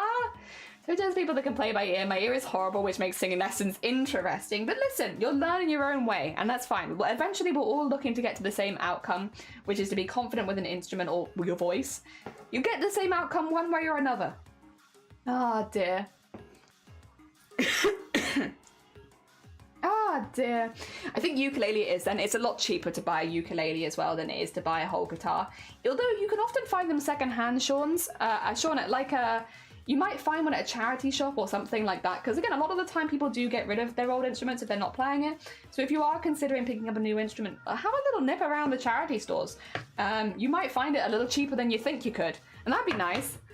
Ah, dear, playing an instrument by ear is impressed with me. Yeah, it is. It is a skill. It's definitely like some people are better at it than others naturally, but even if you're good at it naturally, it's like you have to practice to get really good at it, and it is a skill. Also, thank you for the pasta ticket. Thank you for the hydrate. You're damn right. Oh, I can't hear you because I have the volume on computer. No, you're fine. It's nice to see you, Unpredictable. Thank you so much. I have to learn how to play a 7-string live for some specific reason I couldn't quite work out. Yeah, that would be really, really cool, anime. I will say that it's such a cool goal to have. I really look forward to it. I really look forward to it. If I have a body double and or motivate, then let me know. Oh, an Exy, good morning. Welcome on in. I hope you're doing well. Yeah, anime, you're making, either you've made or you're making a lyre from Genshin, because you are doing a Venti cosplay and you have that as part of your performance. It's very hecking cool. I would like to play a 12-string guitar at some point. That's on my list of things I'd like to try. I would just take the same classical pieces that I already play and put them on 12-string guitar. I'm just curious about what it sounds like. You know, I just want to know what it sounds like. But I don't know that I necessarily want to own a 12-string guitar. I kind of just want to try it one time. I can't wait to be the music for the competition. It's very exciting. There are no charity stores here. My cousin who lives in Australia, the ones I told you about, he couldn't get the because I was scared he would lose motivation. That's fair. That's fair. Ah, dear, making a lie that actually works. Is there anything? I know, right?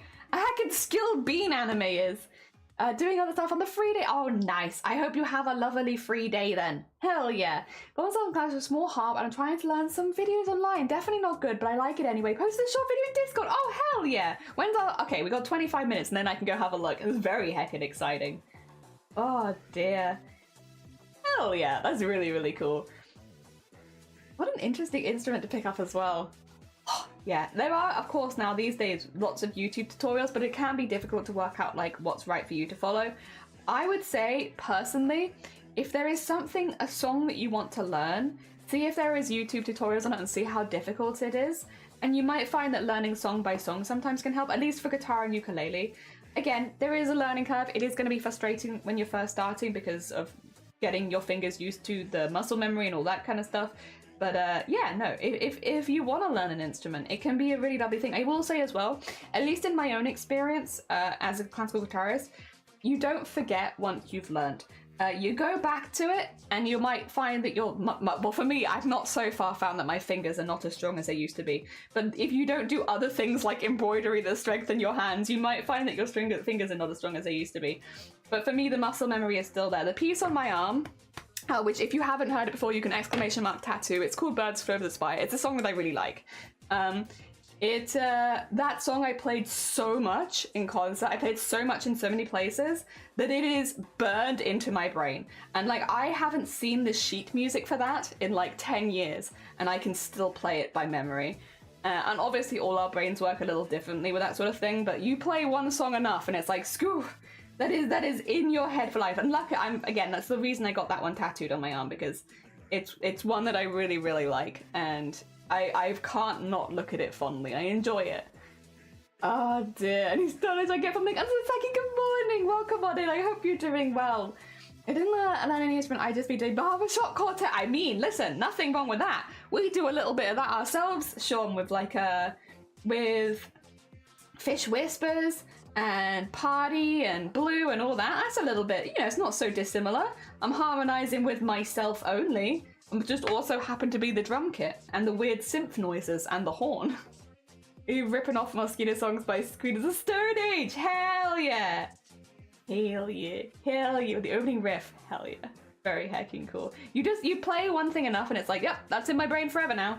That's stored. I've got that. Never getting rid of it. It's stuck there. But again, you find something that you like and it's okay for that to be stuck there forever. Thank you for the horn! Many people play harps here, like the really big pedal harps, and I don't really like those, so self-learning is. This one's quite small and I can use this to, oh, okay. Guitar, so I don't need to worry about it falling off, which is really, really cool. That is one thing with classical guitars, they don't tend to have straps, which means if you can't hold it, it's my guitar. I don't know what the difference is for that. I think it's to do with like the craftsmanship of the thing, but yeah, we don't get straps. We just have to, what we get is pillows on our leg, or like a stool under our foot to lift our leg up so that it's hard for the guitar to fall off, but we don't get a strap. Instead, we just fix our legs. I don't know how I agree with it or not, but yes. And Jingle Bells on the flute is one I know how to play if I remember all the notes. Oh, because I learned how to play the flute when I was home as a kid. That sounds heckin' lovely.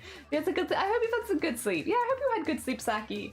Gonna burp? No, you're fine. Good luck with your work, Sloth. I hope that it goes well. Thank you so much for the luck. I appreciate it. I think of Homer Simpson. Yeah, and the singing "Baby on Board." I was like, as soon as he did the Simpsons, I was like, I know what you're talking about. That episode is very sweet. Dear. One of the goals on my bucket list is to learn to read sheet music so I can learn to sing better. I never thought of that. I must say, I'm not a vocalist, but the idea of, yeah, I guess it would help you sing in tune. That's a really interesting one. Like, I will say, once there's a bit of a learning thing again with everything, but sheet music out of all the languages, I think is one of the easiest ones to learn, because it does follow the same pattern over and over again. So once you've got the pattern down, you'll be good. You'll be grand. My go-to whenever I try to play piano again is Tetris Theme A! That's a good one. Listen, that's the life of the party song right there. You go into a party and you start playing Tetris on piano, everyone's gonna be like, yeah! Hell yeah! Keanu sleep, but good feelings. Oh, bless you. I hope you get some good sleep soon. Oh, dear. Row, row, row your boat. That's not... Listen, nothing wrong with row, row, row your boat. If someone came into a party and started singing that, I'd started playing that, I'd be like, hell yeah, look at that confidence on display. Also, Groom, good morning, I hope you're doing well. Knowing how to do the voice thing is like, yeah, it's difficult. Perhaps you couldn't read sheet music. I mean, a lot of people can't. It's relatively common for a lot of artists you meet that will never have come across sheet music and never have had to read it, because it's not part of their process. It's useful if you are doing a lot of classical stuff, because it can help you move from instrument to instrument. And again, I did composition, so like my main focus was composing music, which you do. It's much easier if you can read music, because you can show things to people and have them test things out. Because I didn't play every instrument, so it's like, oh, I'm making this bit for violin. If I get a violinist to read this and play it, that would be great, just so I can hear it. But it doesn't have to be. You don't have to. Does it make things easier? Sure. Not everyone has to. Oh dear. You're not a vocalist, you mean so you winged? Yeah, I wing Fish Whispers. I listen on repeat in my head. I'm so sorry, Sean. For the curse that I have brought upon you. I'm so sorry. Good sleep, who dis? I baffled my choir teacher by learning all the songs by ear, and she nearly fell over when she learned I couldn't read it. That's so cool though. Hell yeah. Oh dear. Yeah, living up to the bard title for sure. Oh yeah, you're right. Hell yeah. Presley, I Can't Help Falling in Love by Elvis Presley, and She by Dodie. And then when I learned Vessel's Riptide by Vance Joy. I think the first one I learned was the ending song to The Cat Returns. Yeah, the movie The Cat Returns. There was a song at the end of that that just played on ukulele, and that's the first song I learned, and I love it. I still love that song. It's very easy, which is really, really nice for someone who was just learning it. Luckily, again, I have a background in guitar when I picked up ukulele, so my hands are pretty strong, but that was a good one. Riptide I never played, but I probably would have liked that one. Oh dear, because my Dishfish Whispers brings me joy. Oh no. Oh dear. I wanted to play The Last of Us. Oh, that would be really cool. Yeah. Oh, that's tricky though, but that would be cool though. Because that's like plucked, isn't it? Isn't it plucked? Isn't this the song I'm thinking of is, I would have said would have been picked.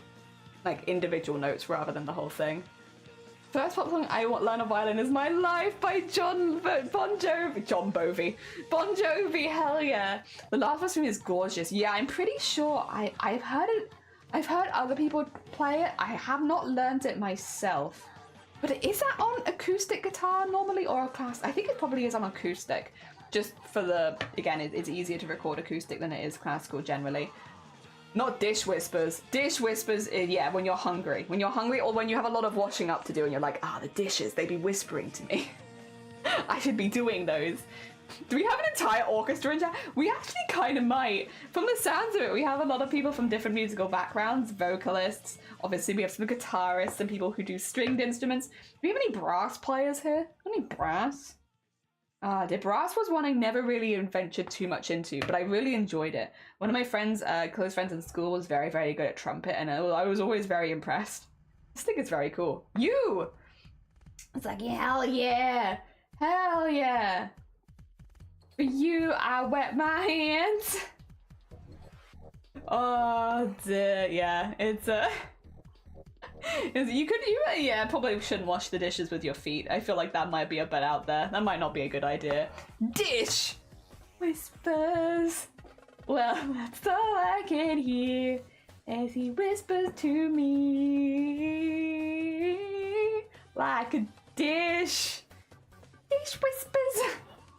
I learned as a canon on xylophone at school. And then Fame Away on keyboard and Axel Beverly Hill Films on keyboard. Oh, very hecking cool. Very hecking cool. I need to pick it up again, but I tried kalimba.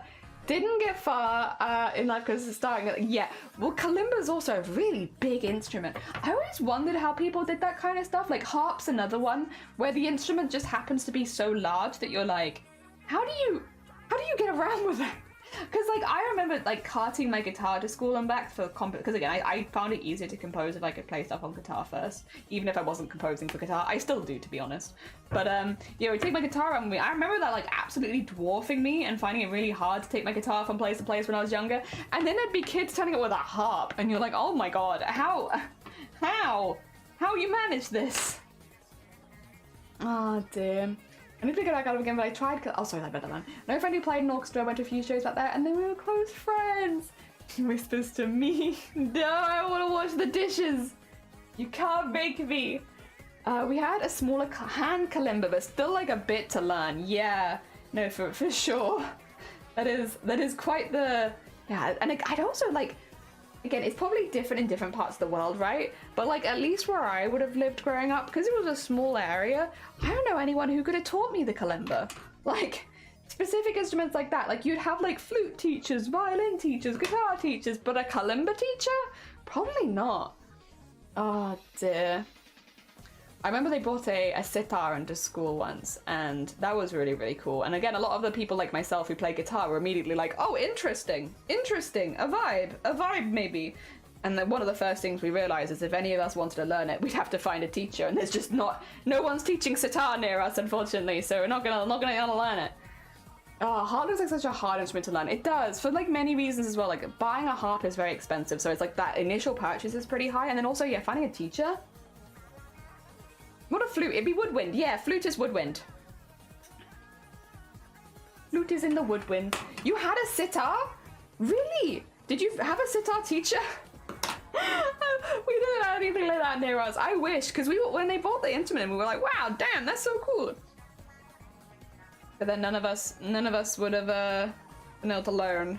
learn. I mean, this was a little bit, I guess, before the internet at that stage. The internet was around, but it wasn't like a really big thing, and it definitely really wasn't a tool for learning at that point. Oh, dear. No teacher. Just a fun thing. That's fair. That's fair. Woodwind. Yeah. So that reminds me of Zen being on top of the hill in India. Are there any stereotypically Welsh instruments? Not so much. Not in the same way like Scotland has like the bagpipes and stuff like that. We don't really have, as far as there are Welsh instruments, and there's definitely Welsh versions of instruments, but I would say in the grand scheme of things, nothing quite like specifically stands out. Again, they exist, but I couldn't say that they're ones that I had ever really heard being played, if that made sense. Oh dear, I only learned how to play djembe. Oh, fair enough, fair enough. Listen, anything is good, anything is good. Has a kalimba, very nice portable, and everything sounds pleasing. I also had a very nice and portable, really? Maybe I'm thinking the wrong thing. Maybe it's not a kalimba I'm thinking of. I'm gonna just Google what a kalimba is really quickly because I have a feeling I'm thinking of something different, because the thing I'm thinking of is bloody huge, like size of a piano. Yeah, no, I'm not thinking of the kalimba. That's the finger piano. What am I thinking of? Is it a marimba? 2 secs. Yeah, okay, so I've gotten confused. Kalimba, the hat, I'm thinking of marimba, which is a completely different thing. And that's where I was like, what do you mean it's easy and portable? They're bloody huge. Who's going around with a marimba? Oh dear, my bad. Similar sounding, I got confused. Yeah, no, kalimba, yes. I actually had one of those as well. I also have an Elvish Ocarina, yes. I have the clear sounds are super ashamed of it, so I put it away. Don't want to talk to the neighbors because they're, for the honest, even with a tiny house, I mostly go out in the fields to try not to, oh bless you. I mean, I know it's kind of expensive, but would you consider like just purchasing some soundproofing and stuff like that? It does do wonders if there is if you're creating some noise and stuff like that. Putting some soundproofing boards up can do a really, can make your house an easier place to play instruments in, because I do get that same vibe. As well, shop, yeah. Because the neighbors in Spanish is us. Oh yeah, sitar is like again, I'm gonna double check this now because I don't trust myself anymore. It was like sitar with an S. Yeah, sitar with an S. It's like a very long neck guitar kind of, or like it got the small bit at the end. It's definitely not a guitar. It's different, but from a child's perspective, it's a very long neck guitar, and I was like, ooh, guitar. But yes, no, it's definitely not a guitar. It's different. But from a child's perspective, long neck, guitar.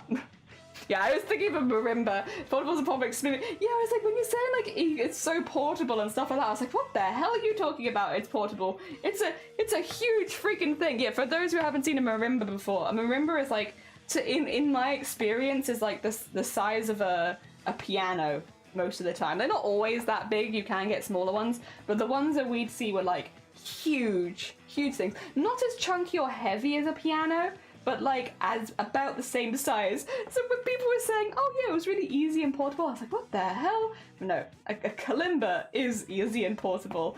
A marimba is a different kettle of fish.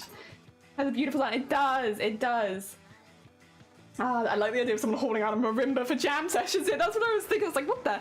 How, like, your heckin' stamina must be through the roof. What do you mean just taking around a marimba every...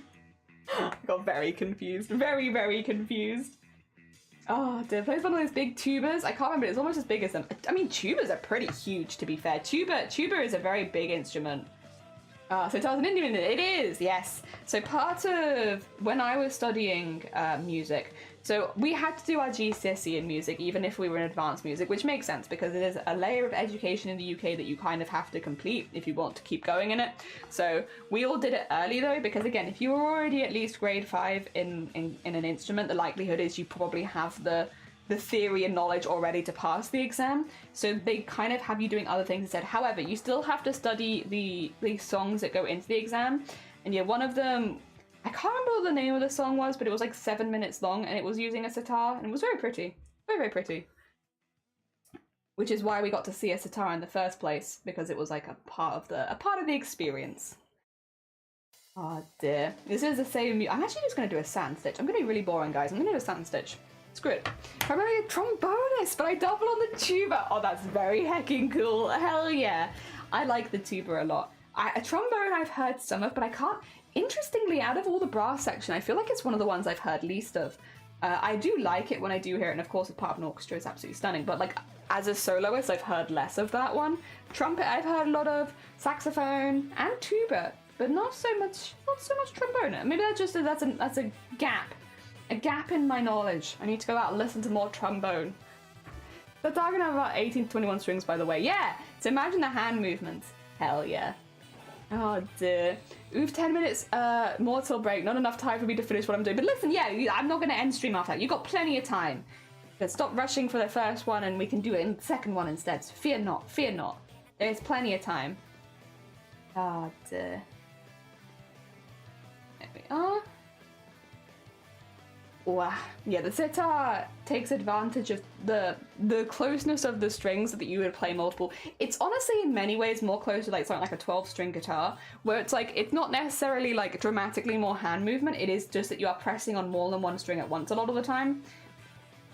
So I guess I could just add it to the list of ones. For the same reason I want to try playing a 12-string guitar, I also want to play a sitar. I just want to see what it sounds like. I'm just curious. I'm just a curious bean. Oh dear, I just have more stuff on my exam project day. It's going to be so close to being done. A massive congratulations, anyway. You did a heck of a lot of work into that. My uncle was a trombone player in a band when he was in high school. They did a lot of music covers. I also dated a trombone player. Oh my god, you've had all the experiences with trombone players then. Also, instruments I use constantly with the First Nations people for like a didgeridoo or wherever gum leaf, clap sticks, or random junk we did had laying around when we can make an instrument of like a lyrophone or a wobble board. Hell yeah. I mean, nothing wrong with that. Oh, like it all comes together to make a culture around your instruments, which is really hecking cool. That's really hecking cool. Ah, dear. There we go. Oh dear, yeah, I did like learning about all the different instruments and stuff like that. Again, I've always been very biased towards the ones that I've wanted to play myself, which is literally just classical guitar. It's once again, I'm just a one-track pony there. Just do one thing. That's all I want to do. One trick and classical guitar. But I like learning about the other ones, and I loved composing for other instruments. I think that's where I didn't necessarily want to play them. I just loved hearing them, and I loved going to the orchestra. I wish I could go more, but it's a little tricky now, and also you have to somewhere near that they regularly do that. Where I grew up, there was a place you'd go to where, like, I think it was every Wednesday, they'd have the orchestra come together and play, and you could go listen, and it was really, really nice. And it was a professional orchestra, but, like, it was a more casual setting, I suppose. It was really, really good. Also, they gave you ice cream at the interval. I don't know if I can sell it much better to you. You got to listen to really cool music and really cool people play, and then about like an hour or two in, everyone would have an ice cream. Regardless of the time of year, you would all just sit down and have a little ice cream, and it was nice, and I enjoyed it. Oh dear, I miss that sometimes. Maybe I'll have to go, I'll have to leave Wales, go back home. Oh dear, Talking Chili 2, it's 12-string instrument, strings are set to groups 2, making the noise of every magical, or 10-string, yeah. 10-string, 12-string, it's the same kind of vibe, and they're like, it's very hecking cool, and it gives you that like depth of sound that you don't normally get, which is very hecking cool. Very hecking cool. Originally made with armadillo shells, an armadillo. Oh, cute. Little tubs with wooden spoon, they're the one sleeves, you know the vibes. Yeah, the little tubs with the little wooden spoons. You get them in intervals. Oh dear. Very originally. Yeah, for sure. Music and ice cream's the best. It was great, and I loved it. I actually had. We were very, very fortunate because of certain connections that our teachers had. Basically, people knew that I was interested in composition, and I was working pretty hard at it. And we had the opportunity to compose for a legitimate symphony orchestra. That was so cool. That was so cool. I have to be a little subtle about things when we get into this kind of territory because stuff is documented. And again, I'm trying very hard not to dox myself. But yeah, it was such. That was an experience I'll never forget. Having them like listening to my piece come out of them was just. I love that. Well, I didn't really have any intentions of becoming a professional music composer. It was one of those things where you look back on, you're just like, damn, that was so cool. That was so cool. I remember that for the rest of my life, and it was just sick. It was just really, really cool. And I only happened the one time, but it will stick with me forever because it was really hecking cool. After that, I obviously went more into specializing into what I wanted to do at university and stuff like that. So music kind of fell to the wayside, but it was still really cool. I wish I could learn more music when I was a kid, but doing sports already cost a lot, so we couldn't do both. Yeah, that's the thing as well. Music, it's one of those things that adds up a lot. Like, you'd think, I guess in some ways, because like you've got the instrument, then it's just learning, but if you're having lessons and stuff like that, it does add up. Also, for stuff like guitar, there's not so bad. You don't have to change the strings so often, but you do have to change the strings. There's also like, the first guitar I got to learn on, I really loved that guitar. We've given it away to somebody else now, because I prefer to my old things to go to someone who can still use them. So I don't own my first guitar anymore. It's to somebody else who's learning guitar. But yeah, I know after a certain point I had to upgrade it, and then after a certain point again you have to like get your concert guitar and stuff like that. And I bought my own concert guitar because by the age that I was getting a concert guitar, it was something that I could purchase. I had jobs and stuff like that, and I don't know if I should say how expensive it is. It's in the thousands territory. We'll put it there. We'll put it there. When you're thinking of like these pieces, and again, these are guitars that you use to play in front of a lot of people. I do not practice on my concert guitar. The other thing is guitars, when it comes to classical guitars, the wood it's made of, the way that it's been constructed makes a really big difference to the sound. So depending on the style of songs you play, you might actually then need different concert guitars for different pieces, for different sounds. So you're playing with other people, you're playing solo, you might need different guitars. And if you're thinking that each of them is costing you thousands of pounds, it adds up quite a bit at a higher level as well. So yes. Yup. Oh dear. I don't regret any of it, of course, but I do love it. I do love it. Are we touching grass? Yeah. Do you guys want to touch it? Here you go. I'll hold it there for you. Want to touch it? Touch that grass. You ready? Okay. We will touch grass today. Hell yeah. Oh dear. I wish I could. Oh, sorry, that's cool. It was really cool. I will leave this day reading a bachelor's thesis text. Oh no, you're fine. Good luck with the reading. Thank you again so much for liking. I appreciate it. Yeah, we are touching grass. Good luck with the thesis. Hell yeah. Not that sounds easy, but I'm so thankful I got to be in a high school bowling team and in band, both marching and concert. It was really tough, really tough. And my senior year was rough. They had a lot of focus on me. Chose bowling, so my band don't give me a lot of grief. But I have to go back. I would do it all again. Aw, I'm really glad Anonymous. Yeah, I'm glad. Yeah, we all touched the grass. I'm touching grass today. Hell yeah. I hadn't even thought of that, Zin. Big brain. Very big brain. Also, good morning. I hope you're doing well. Yes, we are talking a little bit about music experiences and stuff like that. I would never change anything about my music stuff. I'm really proud of the stuff that I did. I don't think I can show you any of it because it has the trophies and stuff have your full legal name engraved into them most of the time. So I actually recently, my parents dropped them off at our house and I haven't binned them. I normally bin all of the memorabilia my parents give me, but I haven't binned these. One, because they are metal and it is tricky to bin metal, but also because they do have some sentimental value, right, I suppose, so I'm keeping them for now. But I got my medals and my plates and trophies and stuff back from when I did a competitive guitar, where I was competing and such.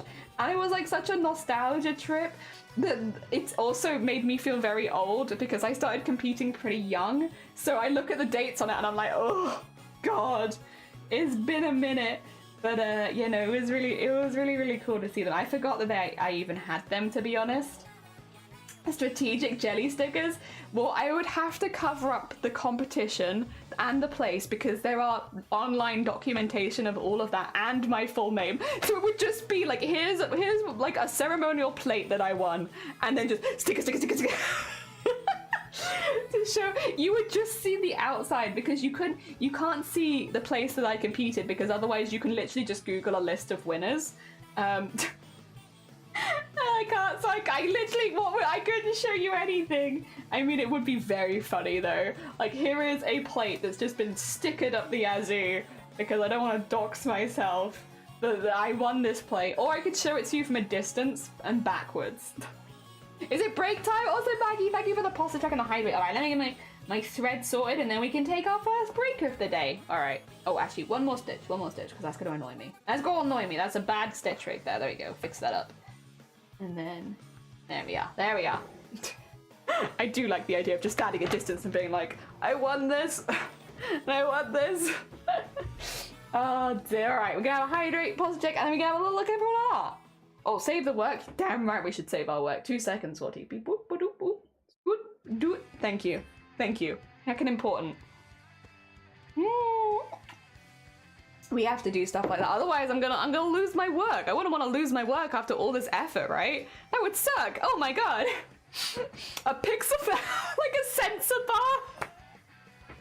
I'll be like, I put a sensor bar on. I was like, it's gonna look like it's it doesn't say like, it's not that it's revealing personal details. It's just that it's like a porn thing. It's a sexy drawing. You can't see it. All right. Let me get open. Let me get open the Discord and have a little look at the arts and crafts for anyone who's new here. Oh, speak of the devil. Oh, I would definitely remember Carmen San Diego. I moved the audio of the video, Jodie, so if you want to share this clip, we did this when we were the tram repairs. Freaking legged it alongside the tram. Wait, did you record, is this like a theater thing? There you are, I see you. Wait, okay, 2 seconds. Oh, no, if I do that, you can't see it. Okay, well, you can, you're there. You were there.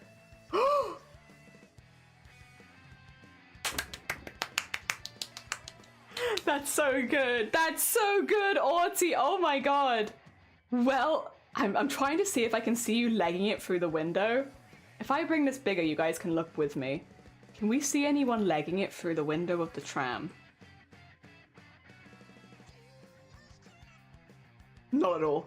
Not at all. I literally can't see you at all. Oh my god. You are entirely camouflaged. Wow. Well done. Well hecking done. Impressive. I'm sorry it doesn't show very well on stream. It's because of my square. I've only got like a little square box to show things. So wider things are just like, nah. Oh, that's so cool though. That is really, really cool. All right, let's start going through crafts. We'll start with general crafts because I can see so good there. And that's my progress. And then, oh my god. Starry Night Kitty. This is diamond painting, right? Oh my god. Oh my god, it's so cute. Oh, I love how vivid the colors are. Like, it's a beautiful picture regardless, right? But when you see the vivid colors of the diamond coming in, it just looks so nice. It just looks so nice. Oh dear, yeah, all these green bonders look stunning. I can't wait to see the cat. I can't wait. Like, I know you got like a little bit of the cat in here. I can't wait to see the little face of the cat pop out of it. It's gonna be so cute. Well done. Very hecking cool. Oh dear, I look forward to seeing a little kitty face in the future. And then we have, oh, more progress. If I ate your ass, would you support me? Would you? Would you? Okay, so this is a bit of a tangent here, but this does make me remember this. Also, I should say this looks really, really good on Voti. I actually really love the 3D effect. It looks fantastic. Yesterday, I was drafting up how I wanted to do my partner application, so I was just writing things, because again, I'm going to apply for partner each month. I've already unlocked it. I can apply today if I want to. So I've been drafting up what I wanted to put into it, and I suddenly realized, because we, obviously, a lot of the stuff that I'm most proud of in Twitch is like the charity stuff, the advocacy stuff, all of that kind of stuff. And so I've been writing a lot about that, and then I realized if a Twitch staff member comes over to actually check my stream to see if we're doing those things, they're going to find me talking about eating ass, or like talking some weird trash about something completely, and they're gonna be like, the application says she's spoken in Parliament, she's been on ITV News, she does all this stuff, but I've come to her stream and she won't stop talking about eating ass, and I'm just not sure. So I'm like gonna have to make sure to like put the end of my application, like, if you do pop by, you'll probably see us talking about some stupid shit. Don't worry about it, it's fine. It's fine. Think not in too much detail about the stuff you hear on the stream. It's fine. Ah, dear. Oh, okay, we have a couple things to look at. These both look really, really cool. First of all, though, we have from Zomboti. Oh, they're so cute. They're so cute. God damn you and your damn hands. And your plaits. I'm also angry at you about your plaits, because you're good at plaits and hands. But they look really, really cute. I really love them. I love their eyes. I love their hat. All the fluffy ears. And then we have, ooh, ooh, these are cool characters. Oh, these guys look fancy schmancy. Oh my god. Oh, I love this one. This, yeah, I love the eyes on it. I love actually, I love the clothing. Like, it looks good. It looks good. Like, there's something about it just looks very, I just really like it. Are the ones for Obsidian? Oh, like the horror-esque thing? Hell yeah! I love TV guy. I do also love a TV friend. The horror thing a friend is making. Hell yeah, Zomboti. That's very heckin' exciting. Yeah, they look really, really cool. I like that. Yeah, I love the range as well, because they've got very dramatic shadows that'll be different from each other, so it'll be easy to recognize quickly. Yeah, so yeah, I like that. I like that. Oh dear, and then we have a 30-minute art piece of here, just how my language looks like one of the many languages of India. Oh, hell yeah. I mean, this is just stunning. We saw, like, when you've done like an initial sketch, you've plotted the face so quickly and so well. It's just really, really well done. You clearly have a very, very strong fundamental, and it looks really, really good. It looks really, really good. It says here, by the way, nice. Oh dear. Pepper, Ashley, and Sylvester. Beautiful. Yeah, absolutely beautiful. Like, really, really well done. You clearly have your fundamentals heckin' down. Oh, let me add on to those. I'll get onto those hearts as well. I'm going to jump in there. And it looks really, really good. And then if we go across to the knitting, I'm just skipping that one so we can give each person their time. One of the leg warmers is almost done. Just need to make the border for the top part and a cord. A little leg warmer. Oh my god, it looks almost like a massive bow. I love that. That's so cool. The different textures you've got into this with the different stitches look really, really good. Oh my god. I like it. Nice. Hell yeah, this is really, really cool. It looks very neat as well. Really, really neat. Oh my god. Heckin' impressed. Heckin' impressed. All these stitches look really tight. The different textures go well together. Looks fantastic. Well, heckin' done. This looks really, really nice. It's my own pattern as well. It looks really, really good. You've done a really cool thing with like all of the, because there's a lot of different stitches in there next to each other, which can sometimes, also 2 seconds, I'm sorry about this, my music has given up on me, which can sometimes make things look a bit uneven or messy, but it doesn't look like that at all. It looks really, really good. It looks like it all comes together really nicely. Well, heckin' done. Oh dear. And then we have a friend. And then we have just a little guy. They're just a little guy. And I love that the little arms can flip up so they look like they're flip-flooping all over the desk. That's so cute. That is so, so cute. Oh my god. I love this little friend. This is a good friend right here. Oh, and the little tail going up as well. Oh my god. It's really nice. I don't know what to say. It's just adorable. They're just adorable and I love them. The good hecking vibes right here. If we go down to music. Now, did we have somebody playing something? I believe maybe that's the thing that's being played. Okay, we'll play that one last then, just so that I can mute my music and stuff. Oh, okay, not good at it, but I tried my best. Okay, well, 2 seconds. I love Theme Hospital, but I need you to mute for just a second. I will say, due to the size, like the shape of this, it might cut some certain bits out, but you should still be able to, if we do this.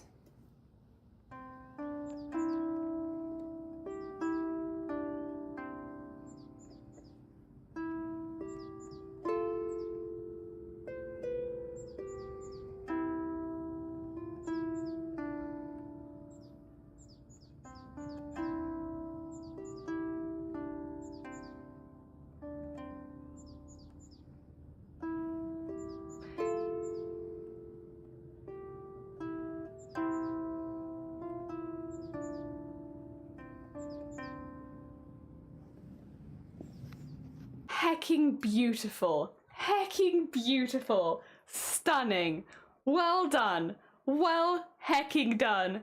That was an absolute pleasure to listen to. Oh my god. I had to be really careful because I also wanted to say that I loved it midway through and I was like, no, I'm not going to talk in the middle of it. I'm going to let it go the whole way through. That was absolutely stunning and really, really nice. Ah, dear. Also, I didn't know if they made it a brand of wobble boards. I thought they were just sheets of metal. Oh dear. I think honestly that's a really nice place to end this first Discord art share because that was absolutely stunning. Really, really cool. Beautiful. Yeah, loved it. Really, really nice. This might be a bit overly cynical, but since I'm pretty sure whether or not partner affiliation to Twitch actively gets accepted is determined by how many people are actively streaming on a regular partner. I sincerely doubt anyone from Twitch staff actually watches the stream from streamers applying for partner. That's fair, Solo. Ah, dear. You disappeared like a magician. Thanks, guys. It's really, really nice. Really, really nice. Massive thank you to everyone who shared in the Discord art share. It's very hecking cool. Thank you, thank you. Really, really cool. And that was such a lovely way of ending that there as well. So we'll do our next Discord art share in about an hour's time when the timer hits 0. So if you didn't manage to make it into the first one, fear not, we have another one in an hour. In the meantime, though, I got more graphs to do, so I'm gonna keep chipping on with stuff. I'm gonna keep on chipping stuff away. Oh dear. That was really, really cool though. That's so pretty. It's so I love this. I love instruments. I mean, it's nice that there's such a blooming music category on Twitch where you can hear so many people. Actually, yeah, that's the thing. Does anyone hear? I think I know a couple people do. But streaming music on Twitch, oh, so heckin' cool. Also, thank you for the lurk, Maggie. I really appreciate it, and it really, really heckin' helps. That is one of two things. That could be my tea. But it could also be the noodles, because we did order the noodles recently. Actually, 2 seconds, I want to find out what that is, because if it's noodles, then that means I can have that for lunch, and I don't want Shiny making me lunch if the noodles arrive, because I want to eat that. So 2 seconds, you're just going to get me sprinting downstairs. I'll be right back. You'll not miss a thing.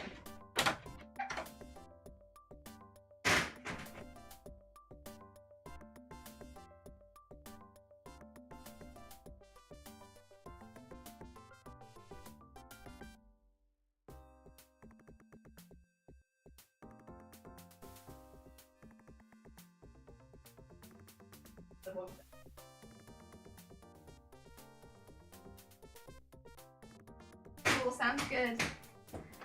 It was not the noodles. It was, in fact, the tea. It was the tea, which I have to be very careful. So I'm not gonna. I can show you the back of it, but I can't show you the front of it because it has obviously my address on it. It's the tea. We can have a little tea unboxing quickly. I know this is not work, but I'm not going to stop the timer for this. Let's have a look at the tea. I failed at guessing. Oh no, noodles are ready. You hoped it was you. I kind of listen. I'm glad it's the tea because I was worried it wasn't going to get here in time. So that is a bit of stress off my thoughts, my brain. But also, Jesus Christ, you put the packaging. Why is it so intense? Oh my god, I can wrestling this. Oh, it's got the flute in it. All right. These should be relatively small because I just ordered the tasters. The ones I recommended, well, at least one of the ones you recommended. I had to, I had to switch one of them a little bit because I couldn't get the carousel one. So I got like the decaf version of it, which is good because I haven't got too many decaf alternatives and I don't drink that much caffeine, so I was worried. All right, the one that you recommended was this one, the Earl Grey Lavender. Yeah, the Earl Grey Lavender. So it's got all this in it. Aww. Cute. It says black tea, lavender, orange, blue cornflowers, natural vanilla flavor, bergamot flavor, and cream flavor. Hell yeah! So you got this one, and then I also have the decaf. So this one's like the decaf version of this one because I couldn't get again the one that you recommended exactly. So this was in the same category, and I thought it was a good option because it is decaf. Also, thank you so much for the follows. Very heckin' kind of you. So I got this one. Which I've never had this either. And then this is the one that I picked up that you didn't recommend, but I saw it and I was like, you know what? I do be struggling to breathe. So I got the breathing one. Oh dear. Yeah, so I got this one, which is apparently peppermint leaves, orange, ginger, eucalyptus, cinnamon, mullein leaf, sisenda berry, licorice, fennel seed, and lemongrass. Let's see what it does with my long COVID, huh? Yeah. Maybe when I go on break, I will save the ones that you recommended for the charity event next week. But maybe I'll try my breathe tea. Maybe I'll try that one when I go on break next. But yeah, the main ones we will be saving for the charity event. Same with like the snacks and stuff like that. Because we'll have them on stream to try then. Hell yeah! I'm glad that it exists in the American version. I miss it here because of the moon version. Apparently got discontinued. Oh, I see. That might explain it. I did see like they had star signs on, which was cool. Breathing do be important. It do be important. And yeah, I saw they had like a breathe well tea, and I was like, you know what, we'll give it a go. Because most people here know that I have a pretty continuous cough, and it'd be nice if it helped. But I'm also like, you know, I won't put too much stakes in it. If it's a nice tea, I'll also enjoy it. So yes, we have those. We should also, I'm still trying to get the Twinings Irish breakfast tea. I can get Twinings breakfast tea, but the Irish one is eluding me. I need to get that one for Prism. And then I need to get the brownies from Shifty. Although, once again, I introduce Shifty to the brownies. But listen, I will still talk about them on stream because they are delicious and good, and they go well with a good cup. In fact, if anything, I think the brownies, you have to have a cup of tea with them.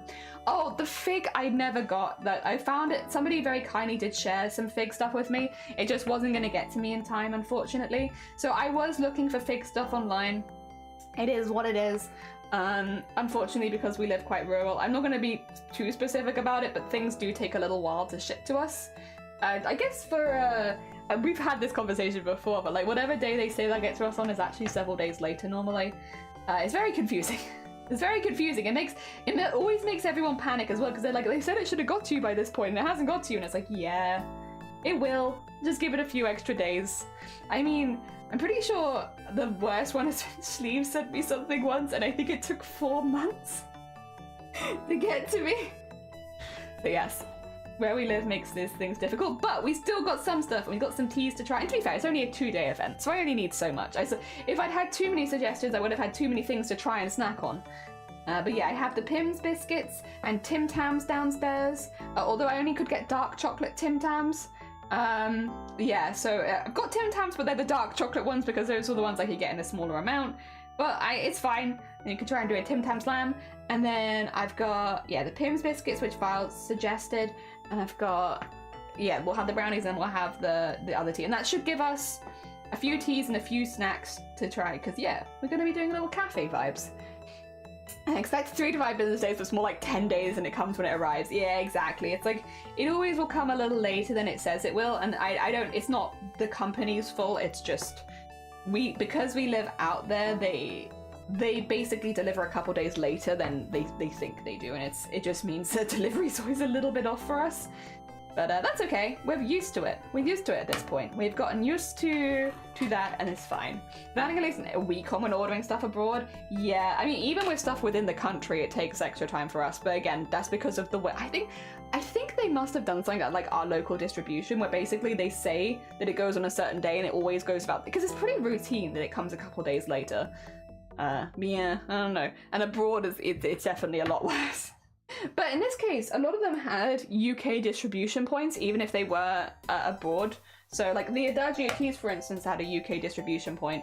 So, even though it's a tea that might normally be abroad, it wasn't actually that difficult for me to get, I should say. Like, it was actually pretty easy. And the wait time is pretty similar to most other things. Like I said, we have... Oh, God. Uh-oh, I did it again. It's okay, fear not, for I have done this before, and it is fixable, nigga. I stitched through a knot. It do be happening like that sometimes.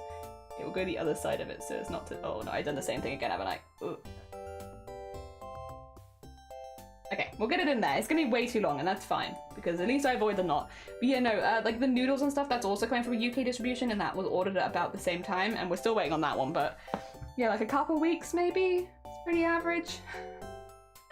Oh dear. That's why I put the call out for snacks like a whole month ahead of time, so I was like, I can order them and they might get here on time. There were a few things that even then I couldn't order because they said 2 to 4 months, and it's like, oh lord. Tim Tams were one of them, like the standard Tim Tams. I was looking at 2 to 3 months, and that was to get it via Amazon.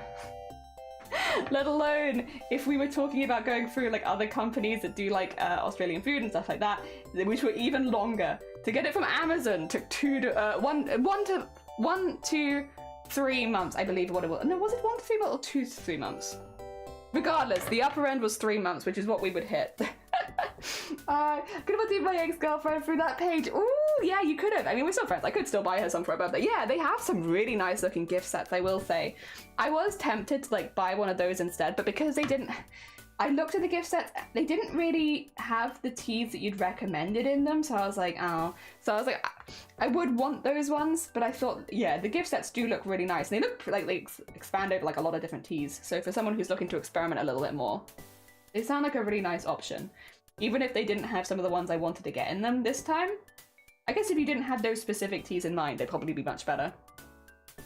Sounds like a very low surprise, or rather a very big demand. Yeah, like, again, I could get the dark chocolate ones. I could get those, and I already own those now, so I got that within a couple weeks. But the regular ones, they were yet. It's like someone was actually traveling over with them. It's a very, very slow, very, very slow. there's anything that isn't tracked, it will hop into the void for a month or two. Yeah, like at some point I probably will just get a PO box, I think.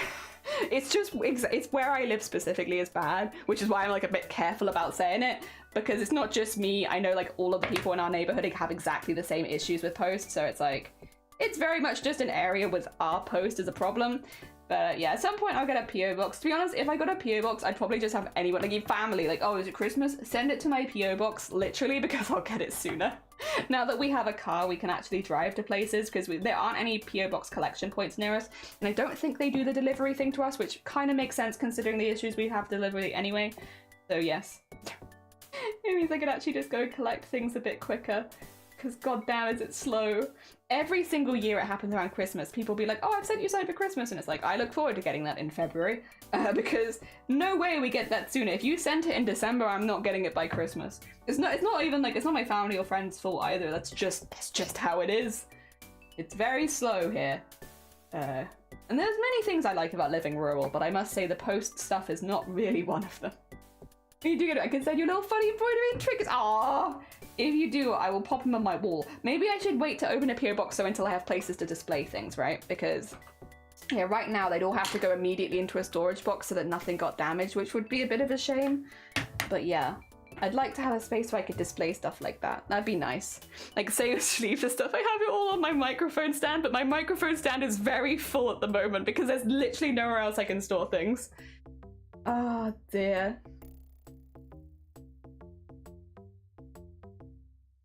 Hopefully we'll be upstairs soon, and then I won't have this problem anymore.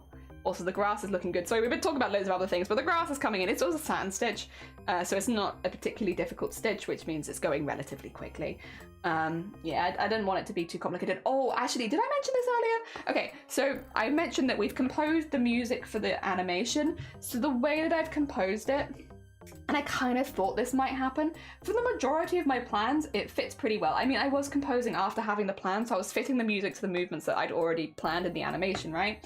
However, I have slightly longer in a couple of areas than I thought that I did, which is a good thing, not a bad thing, because there were animations I initially cut for my planning, because I was like, I'm not going to have time to fit that in and stuff like that. So, oh, how can I show you this? I'm really bad at explaining things with words. Not a great thing in a Twitch streamer.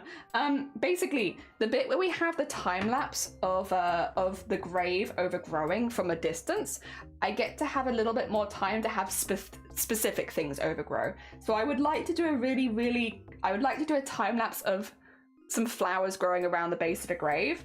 I would like to do some time lapses of the bushes overgrowing into the forest and stuff like that, and add that to the background later, so that we have the zoomed out shot, but we also have a couple of really zoomed in detail shots that are separate from that main shot that we can like clip to at certain points in the music. Yeah. I know where you can store stuff, but you kind of need a pulley system for it. The ceiling, it's the least used space. Well, unfortunately, Zin, that's actually... So I have a hole in my ceiling right now, because currently the bit that is being worked on is the loft. So if I was to put a pulley system into the ceiling right now, it would go... Well, I could do it quite easily, because one, I have the hole for it. There is a hole right there. I remember it actually happened on stream. I was being really subtle about it because I'll be honest, I was panicking. It was fine. But when we used to stream more when the building work was happening, because I had like lots of things I wanted to do and I didn't want you to leave out on it, so I would stream those days, and they came through the ceiling, but only a little bit. So basically they were drilling some of this because we had to have a lot of our support beams replaced, right? So they were drilling through one of those, but they went a little too far, and they went into the ceiling, and that knocked a bit of the ceiling plaster went doof onto the floor in like a circle around where they were doing it. So it wasn't just one area, it was like a bit of it fell out. And it's off camera because it would be about here. So like you'll have to imagine where my hand is, I suppose, but about where my hand is where it fell, which meant I was here doing my own chill thing, streaming, you know, talking about crafts, and then a piece of my ceiling fell in. And I was like, oh, I just remembered I need to end stream. Well, to be fair, it did bring up some dust, which I was like, oh god. But then also I was like, how much of the ceiling am I expecting to come into this room today? But thankfully it was just like a tiny bit, and it was just like the small bit which it got drilled into. But I didn't know that at the time, so I was just there like, oh good god, oh good god, my ceiling is coming in and I am in the middle of stream. But yeah, I still have the hole there though, because there's not really any point in patching it up until we're having this room renovated later down the line, so we're just gonna do that then. No, oh dear, I remember the art fair. I'm very tired, I remember I got busy. We will be doing another one in like 40 minutes, so fear not, power. That's only the first one of this room. We probably have at least a few more in us. Oh dear, how about under the floorboards? Now that we can do. Our floorboards are up as well, so yes, we have options there. That's a good place too. Yeah, the floorboards, I would have to be a little careful because obviously they're being worked into, but I could probably put a little lockbox in there. When I was 10, me and my best mate saw through the bedroom floorboards for our secret hideaways. Oh my god. That was a Casa good morning, man. That would give me a heart attack. It did. I was like, gonna play it chill because I don't want to panic anyone. Because, you know, I try and make sure that the streams are a fun place for the people popping by as well. Like, you know, we talk about silly stuff. I don't want it to get too serious. And so... I was like, I don't want to panic anyone, but I am going to end stream for no particular reason. Goodbye, everyone. It's nice to see you. And then I see what's happening. But yeah, no, it's just that they happened to drill a little far, so like a bit of the nail come out the other side. And yeah, that's what pushed through the ceiling. It's actually nothing dangerous, but I didn't know that. Tim, we didn't think about water pipes or electrics. Yeah, it's like which walls are going to have it. You have to be so careful with stuff like that. Oh my god, it probably is a miracle that nothing happened. Yeah, no. It's always exciting. Like it's a bit of a pain, but it do be exciting. Oh, yeah, since then I haven't streamed on building days. But to be fair, that's been a really good thing. Because I will say, I like streaming at the weekends when I can. Because I enjoy streaming. It's like a fun time for me. So I do like doing extra streams. But it is a pain to have to try and talk over the sound of like the drilling, and I think it was kind of doing my voice in for a while because every weekend I'd just be like yelling because like there was so much loud noise happening in the background. So I think just avoiding streaming those days is good. I'm not forcing myself to stream ever, to be clear. Like, I really enjoy streaming. It's a period of time in the day where I get to have some nice chats and some silliness and do my craft, and I have a good heckin' time with it. So it's not like I'm ever forcing myself to do it. I like to have that time set aside in a day where I can focus on my craft because it's good for me as an artist, but it's also just something I enjoy. So it's mainly a mental health thing. I like streaming and I like planning those times into my week because they're times to look forward to. Like, I'm looking forward to doing the stream to Discord this Sunday, and I've been looking forward to it since I knew that I could do it yesterday. So it gives me little things to look forward to in the week. But yes, no, it was not good for my voice. I will say that. There was a lot of yelling, and it wasn't good for me. So yeah, it's probably a good thing long term that we're not doing that. And again, like, we'll do the Discord one. It might not be interesting to you, and that's completely fair. Again, it is very technical stuff, and I won't be talking, so there won't be the same environment that you're used to on streams. It will more be like, if you have questions, I can answer them, I can show you some more behind the scenes stuff. And if you're interested in stop motion, maybe it will be a useful thing for you to see somebody else doing something like that. But it's going to be different. It's going to be different. Ah, dear. I will sense the floorboards onto the light switch to it. Probably, electronics nearby, but I felt like Ramona the Braid or Pippi Longstockings doing my own thing. Oh god. Oh lord. No, but it's good that nothing happened, but yeah, scary. Also, Gina, good morning. Welcome on in. I hope you're doing well. Is this the Theme Hospital music? It is. Fear not, you are not going madder. It is in fact Theme Hospital music. Theme Hospital, we had it on CD for the PC and I loved it, and it was very, very broken and glitchy at times, but now I have 2 Point Hospital, which is like a spiritual successor, and it gives me the same vibes and the same silliness, and I like it very much. Also, we're making grass. If you would like to touch some grass, here you go. Just reach out and touch grass. It's right here for you. Would you like to touch it? There you go. Thank you. I've been touching lots of grass today. Yeah, I've been trying to explain things. I'm not the best at explaining. I do my best. If people have questions, I'm more than happy to answer them, but you'll probably get a very roundabout, wordy answer because I'm not very good with that sort of thing, but I try. Yeah, no, we'll be doing some of that on Sunday, which is good. Tomorrow, I'll say this again because I'm going to say this throughout stream. midstream announcement break for anyone who wasn't here right at the beginning. First of all, the first week of Partner Push, we got to an average of 70 viewers, which is amazing. A really, really good start. Thank you so much, everyone who's been lurking. We need to hit an average of 75, really, to think about applying for Partner. But we are just 5 viewers off, so every single lurk at this point makes an absolutely massive difference because we are so close. So thank you so much. And thank you, Aldi, for the like. Thank you, everybody who has been lurking this stream. I really appreciate it. So yes, going mad, this is the theme hospital music and not two mutually exclusive things. This is very true. Will the graph have the swooshing motion? Yes, but that will be edited in post, since it will be very, very small in the larger scale of things. So rather than the swooshing being done via stop motion, we'll likely tackle that later in editing more than anything. So yes, it will not be a big one. Not missed a single day. Thank you so much. I really appreciate it. Really, really appreciate it. Jason, hey. How goes it? I hope you're doing well. No, massive thank you to everyone who has been lurking the streams. Again, it's helped us get to an average of 70, which is really, really good. So thank you. Thank you to everyone who's been reading the comic. We have nearly 200 people now who've read the comic. Thank you so much. I wasn't expecting that, but that's been really, really cool. I have written the music, but I don't like the first half, so I'm going to work on it a little bit more before I show you anything. But currently it is a duet between guitar and recorder, which was not what I was intending to do, but it has a really melancholic, folky feel, and I like that. And then I don't know if I had anything else. Oh, we're doing a short stream. Tomorrow's stream will only likely be 3 to 4 hours long at max.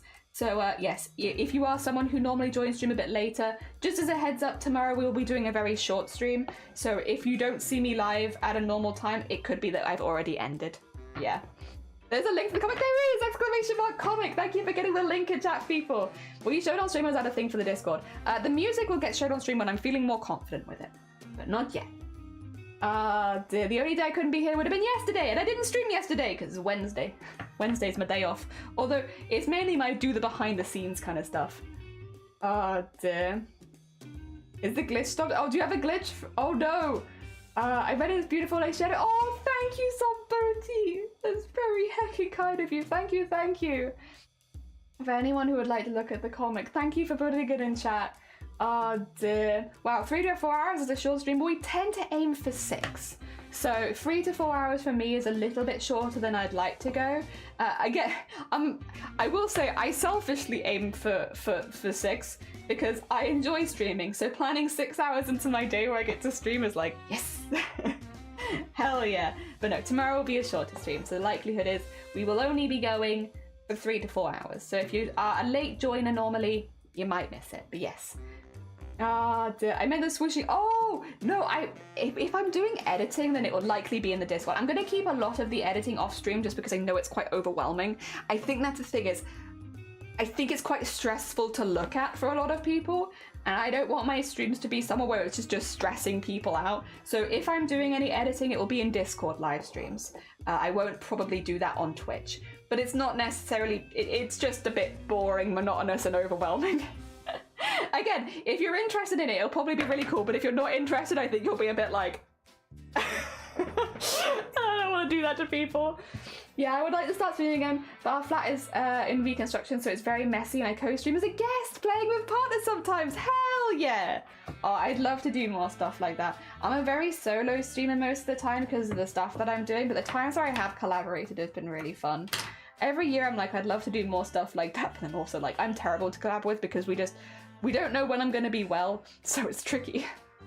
I got a new SSD card this weekend, over halfway full already. Oh, but I'm glad you've been enjoying yourself, Jason. That sounds like you've been enjoying yourself. Yeah, okay, no worries. Yeah, the grass part, if we do it, will likely be on Discord. Yeah, just because it's a bit intense. Everything's a bit intense.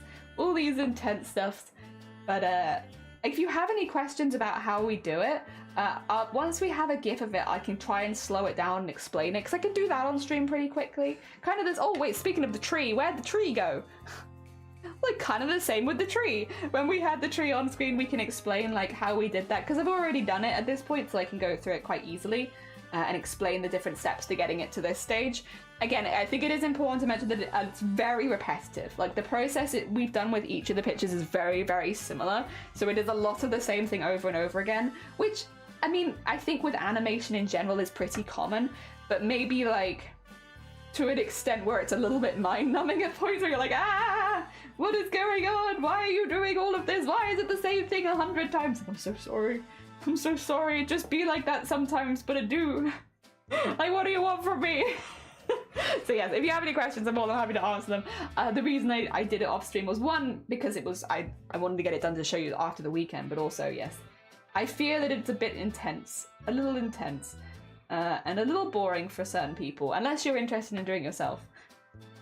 Which, I mean, listen, something simple, you can do certain editing things. And in fact, I think one of the things I'm going to be doing on Discord this weekend is I'm going to be doing the tree swaying in the breeze, which will actually be a very similar thing to what I'll end up doing with the grass. So we might not do the grass this weekend because it's in a priority list at the moment. It's a little bit lower, but the one that's higher in the priority list is the tree swaying in the breeze. So we might actually get that GIF going. It will technically already be started because I've already done, like, I've cut the tree out in all of its form, so it will technically already be going a little bit, but it's still you can show you bits of it. Why is it when it's on a ship it's cargo, but when it's in the car it's shipping? Because screw you and your brain, and you now have to use brain capacity for stupid stuff like that. The government is filling your brain with useless information so that you can't remember important things like your dog's birthday, or like how many fish are in your local aquariums. You don't know because the government's making you remember the difference between shipping and cargo. That's why. They're filling your brain with useless information. So that you can't remember the things they don't want you to think about. They don't want you to think about the birds. Yeah, they don't want to think about the tiny drones. It all makes sense. That's why. So that you won't remember your taxes. Exactly. They're like, they can't complain about their taxes if they have their head full of cargo and shipping. Birds aren't real. You're not meant to remember that. Be careful. You don't want to say that kind of stuff online, because otherwise the government might find new things to fill your head with so that you forget. You know, if you're in the know, it's wink, wink, nudge, nudge, say no more, you know? There is at least one fish in the local aquarium, but probably less than 1 billion. Yes. I mean, it's hard, right? It's hard when you're filled with a brain full of shipping and cargo. Oh, dear. Also, for Twitch partner purposes, this is all a joke. I think what Solo said is probably normally correct. But I am putting some pretty ridiculous stuff on my Twitch CV, so I'm being a little careful. I'll be honest, I think probably normally people aren't checked on their Twitch CVs when they put it into submit for partner, but I am quite literally going to put on my CV, I spoke about Twitch in Parliament. I talked to the Shadow Cabinet Minister about Twitch, and I feel like that might require a little bit of a background check on me of like, excuse me, who is this person? And why are they talking about my platform to the Shadow Cabinet Minister? Ooh. So yeah, that's kind of why I'm like trying to be a bit careful, because I know some of the things that I say in my CV are weird. They are not normal Twitch application things, and so I'm kind of trying to cover my own back. Speaking of the government, I don't want Twitch to think I'm doing anything shady or suspicious. I'm not, I promise. That being said, I did talk about Twitch in Parliament and I have the proof. I have the proof that I did it. Oh dear. The government isn't allowed to know about Twitch, it's too late. I've already told them. I told the government about Twitch. The cat's out of the bag now. But you see what I mean?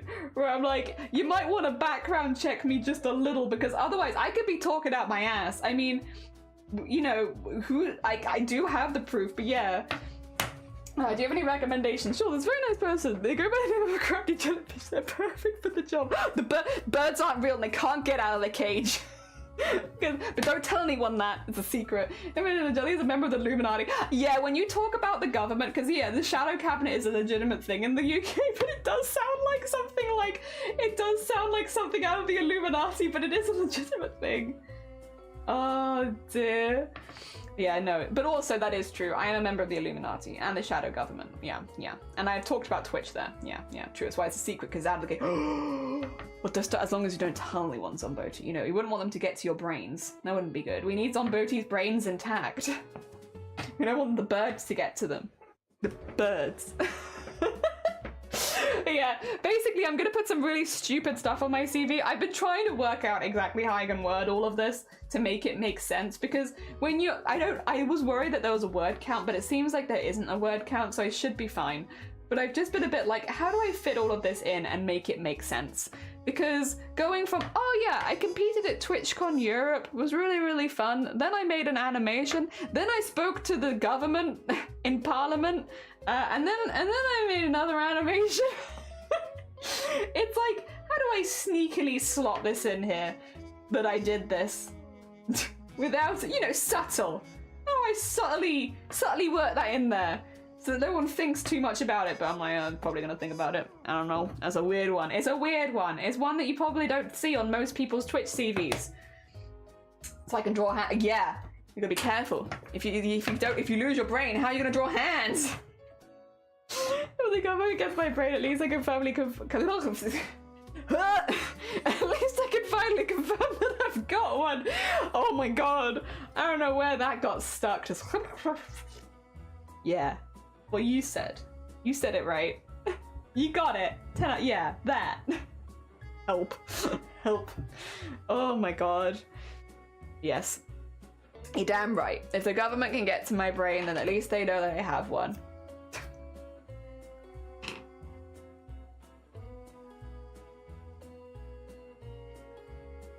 If you have brain damage, does that mean you have less than an average amount of brain? Or I'm assuming the brain's still there, it's just not working as well, right? I don't think I've lost any. Can I be like 9.5? 9.5, by the way, streamer on Twitch, very, very sweet bean, does a lot of amazing stuff for charity in the makers and crafting category. We can't normally raid into them because they start much, much later than us, but they are like my evening guilty pleasure watch. I like them a lot. Well, not really even guilty, I just enjoy watching them. But they're called 9.5 because they're missing part of their finger. Can I be a 9.5.2? Because I'm missing part of my brain.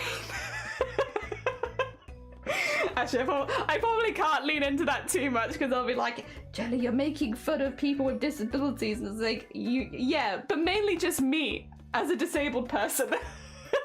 who has brain damage. The main person I am making fun of, I promise, is 100% me. Could be a 9.5.2. 9.5, I will say, is an absolutely inspired name. Inspired. It's so good. I love my name and I won't change it for the world, but you meet a couple people with good names on Twitch and you're like, damn, that's a great name. Do you want that? Yeah, I kind of do want the actual neuroscientist. I would actually be kind of curious. As far as I'm concerned, I'm not missing part of my brain. It's just that part of my brain has been damaged in an accident and no longer maybe functions to the same extent. I was told it was minor, but it was likely the cause of the migraines. So like, yes, it's nothing that I have to worry about long-term hope, well, except for the fact that it has disabled. Well, so I guess it's not going to get worse, I guess, is the thing. I won't be getting worse than I am now. But, yeah. Boop.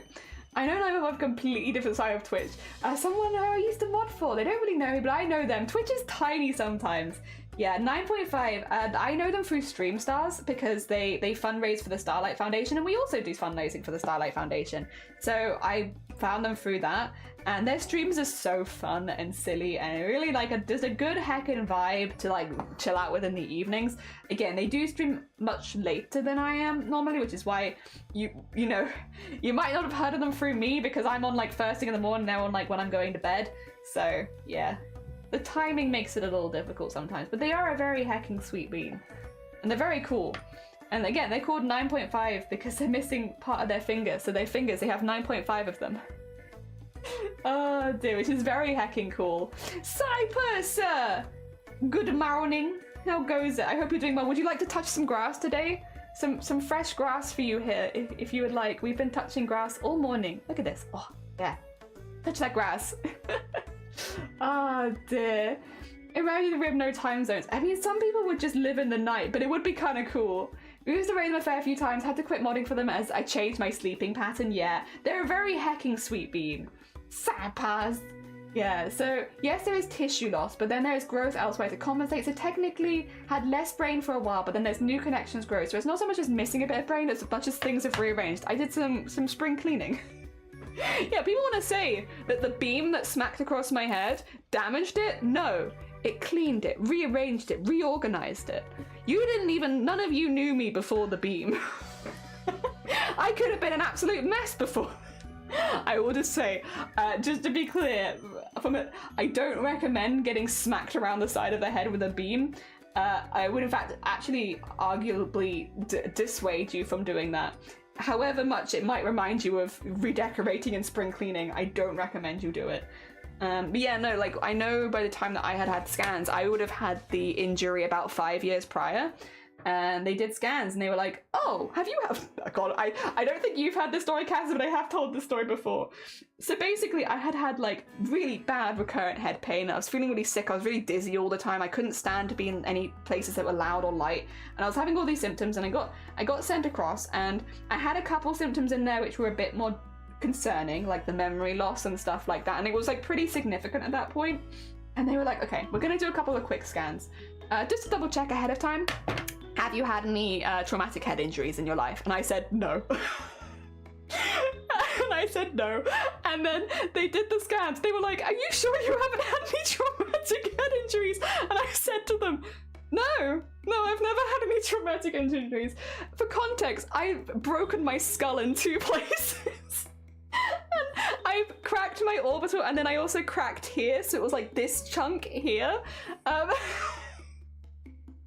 However, I never considered it a traumatic head injury because it was just like, oh yeah, that was pretty bad when that happened, but I got better, so I guess it was fine, right?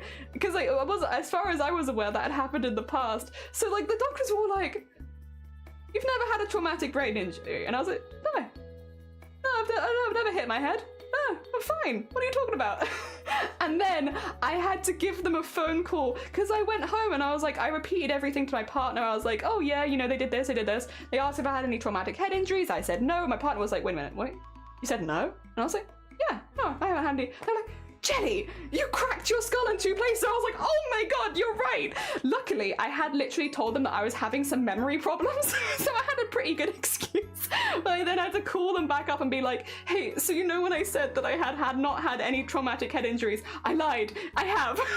I have this. But it happened more than 3 years prior, so I guess it wasn't on their recent notes. But I was like, yeah, no. I cracked my orbital, and then I also cracked across the top of my head. I got smacked across the face with like a ship beam. At like high speeds, and it like just woofed my head, and they were like, yeah, that makes more sense. because on your scans you have some mild brain damage, nothing we're worried about, but I would have been concerned if you hadn't had a head injury. Yeah, so that was not great. But in my defense, I just never really thought of it like that. It was just that time I got hit with a beam, right? You know, yeah, it was pretty bad at the time, but I got better, so. In my mind, a large head injury is one you don't recover from immediately. And I was like, well, I didn't recover immediately, but I got better, so. Oh dear. Yeah, anyway. But by the time that I started showing symptoms and stuff, it, like, everything, it'd been like 5 years. But they do say stuff with head injuries is like, you know, one of those things where you don't always know how bad a head injury is when it happens. I will say with that one, we kind of knew it was bad, but like, yeah, there are long-term impacts to having head injuries. And I have actually had multiple head injuries. So it's not even that I've had just one. I've had a few particularly bad ones. And so, yeah, we had a chat with them and they were like, we can't ever say 100% what causes people's migraines, which is true. You can't, even if you have a vague idea. But they were like, the likelihood is that it's probably something to do with this. It's like, yeah. Yeah. Oh, dear. So yes, that was an interesting one. I did also get submitted into A&E with suspected stroke when I was 20, which was right before the symptoms started as well. So there was a lot of stuff going on that I just forgot, and I was like, oh yeah. That one they knew about because it had been relatively recent to when I'd gone in, but the other ones they didn't, so I was just like, ha. Luckily, I should say I didn't have a stroke. I think I just had a seizure. It just looked like a stroke, apparently. I don't remember. I wasn't really present. I was present in body, but not in mind. Everyone else just had to deal with me. Yeah, a little redecoration. I'm just redecorating the brain. Difficult with patient. It's difficult with patient history for neurology. It's like, have you had any traumatic head injuries? Nah. The thing is, I still have to remember that I've had one, because without that, I just forget. I got better. I did get better. You're damn right. I got better. So like, why would I remember something all these years ago when I got better? Yeah, without a head injury, that it would have been a stroke, and if there's signs of previous stroke, yeah, well, that would have been the concern, right? Yeah, a little bit of extra context. I actually got taken to A&E with a suspected stroke just a couple of months before my symptoms started. Yeah, I really gave the doctors the poor doctors. Now I bring someone with me. The poor doctors. We were. You know what, I will say though, I've had some really good neurologists. And GPs as well. I've had a lot of people that have really tried to help and have, you know, really listened and made me feel like I'm not going insane and stuff like that. And they've been very good. And they've helped me, even though obviously it's not the nicest news in the world to get. They've made me feel okay with it. Although I will say, actually, Cass, another part of the story that I didn't mention, there was a whole bit, my timeline is awful right now. There was a whole bit in between this where, before they had said that I'd had brain damage to me, I think they thought they'd said it when I'd recalled them up, but actually no, they didn't say it then, because I had a phone call with them when they looked over my brain scans after we'd already had that whole discussion, where they were like, oh yeah, I mean, it's mostly fine. I guess we can continue. And I was like, wait a minute.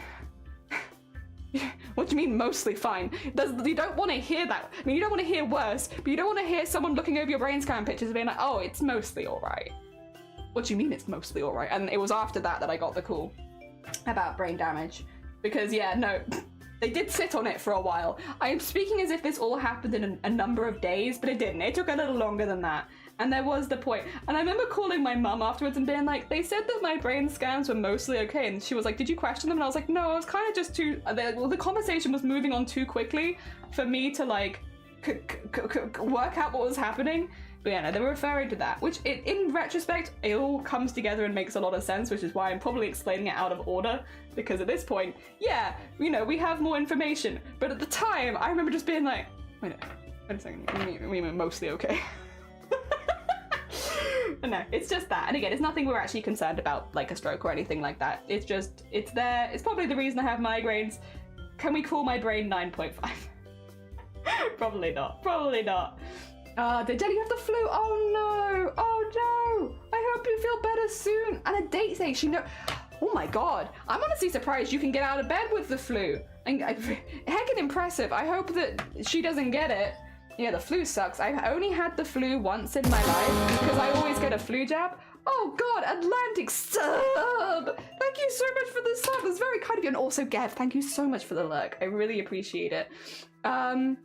Oh my god, thank you for the sub for 4 months. Jesus Christ. Thank you for the lurk. I appreciate it. I was gonna say, I've only had flu once in my life because I always got the free flu jab because of my health issues. And then one year I was like, I'm an adult. I don't need to get the flu jab. Yes, they've offered it to me, but I'm not gonna take it. I'm just gonna get by and I'll live my life. I'm young. And I got the flu and it knocked me out for like 3 weeks. I was so ill, like to a point where I was like, this is never going to end. I was so weak. I couldn't even get to like, so the bathroom was on a different floor to my bedroom, which meant I literally slept on the couch in our shared house for like 3 weeks because I couldn't walk up the stairs to the bathroom, so I just stayed on the ground floor where there was a second toilet and I just used that, and I just lived there moping because I was like for weeks. It was awful. Oh my god. I genuinely just impressed you can move. Well, heckin' done. I couldn't. Well, I just died. Random question. If goblins could have an eye color, what would it be? I just draw them as black circles, don't I? Oh, I didn't think of that. You're damn right. I guess... Why are human colors in eyes? God, that was not... not the word. Why are in human... What in human eye makes the color happen, and why is it different? Why are human color in eye? Help. Melatonin. Is it melatonin in the eyes that causes different eye colors? Melanin. Is it melanin in the eyes that causes different colors? Okay. And melanin, is that to do with the sun or is that melatonin? One of those is to do with the sun, right? Because you ads, I'm glad you are avoiding the ads. Actually, to be fair, if you watch a lot of Twitch, I know that you shouldn't dissuade people from subbing and such, but like if you watch a lot of Twitch, Atlantic, have you considered Twitch Turbo? Because if you're subscribing to people just for the ads, Twitch Turbo will get rid of ads on all channels, and I still do get revenue from people that watch with Twitch Turbo. It's just an option, obviously. But yeah, for whenever someone specifically subs to get rid of the ads, I'm always like, maybe you could save a bit of money each month, and instead of subscribing to me just to get Turbo, and then you wouldn't get it on anything. But obviously it's a personal choice, and it's your money, and you should do what you want with it. And I very much appreciate this stuff. It's very heckin' kind of you. I just don't want anyone to be wasting their money, you know? Oh, damn. Things on them might get worse. Yeah, it shouldn't get worse. We're pretty solid. It's like, it's there, but you'll be fine, kind of thing. You're like, you'll be fine. I mean, except for the migraines. Because I flu shot because like health issues so functional. Oh, I guess, yeah, if you've had the flu shot but you still get flu, maybe it's like you get a milder form of it. Cool. Oh, I thought I wasn't supporting the creators. Yeah, so if you go to, well, as a creator, I can see this. I don't know if other people can as well. But when you go to your overview, if you go to revenue, which I will need to bring up because I don't normally have it there. Where is revenue? There you are. So you can see each day where the revenue comes from, and it will be split into different things. So they'll be in different colors. And yellow is Twitch Turbo. I still get money from you watching the ads on those days if you have Turbo. It's not the same as getting sub money. You definitely get more if somebody subscribes to you, because if you subscribe to me, I get about £2 of the sub. So that's definitely more.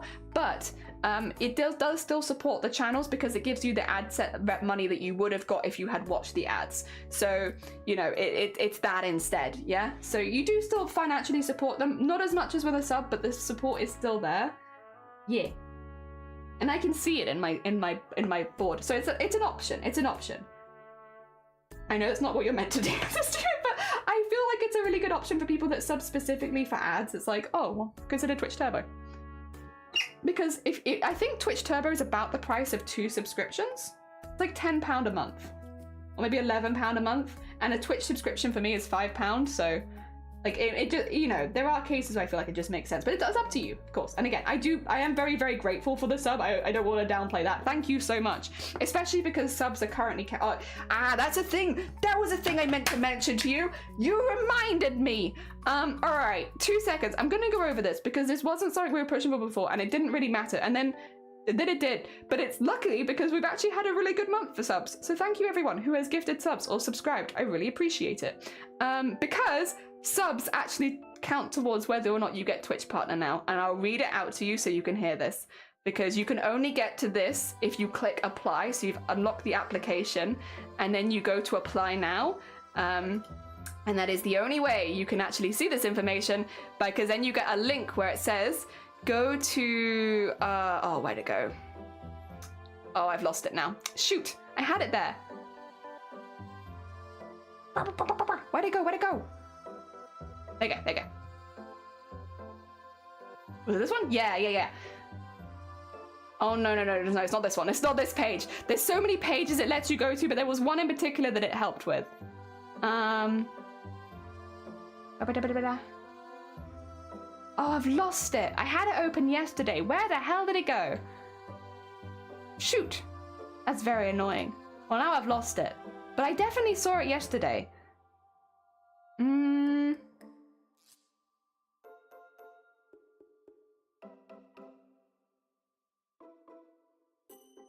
Maybe I can open it from my history? Because I did go to it yesterday, right? 2 seconds. I'm gonna see if I can find it, because this was an important bit, and I feel like a lot of people didn't know that. And I didn't know it either. Maybe everyone else did know it, but I didn't know it. And since I didn't know it, I'm here to share. Okay. This I need last night.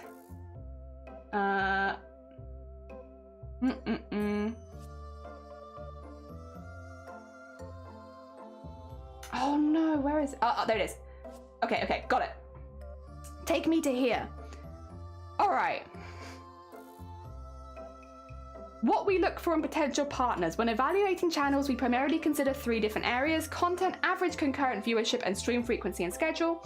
Yada, yada, yada, yada, yada. There we go. Where did it go?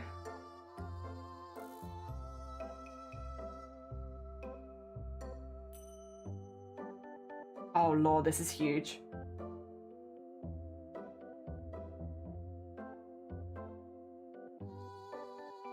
Okay, I'm gonna have to find this bit in a massive paragraph, but I'll find it.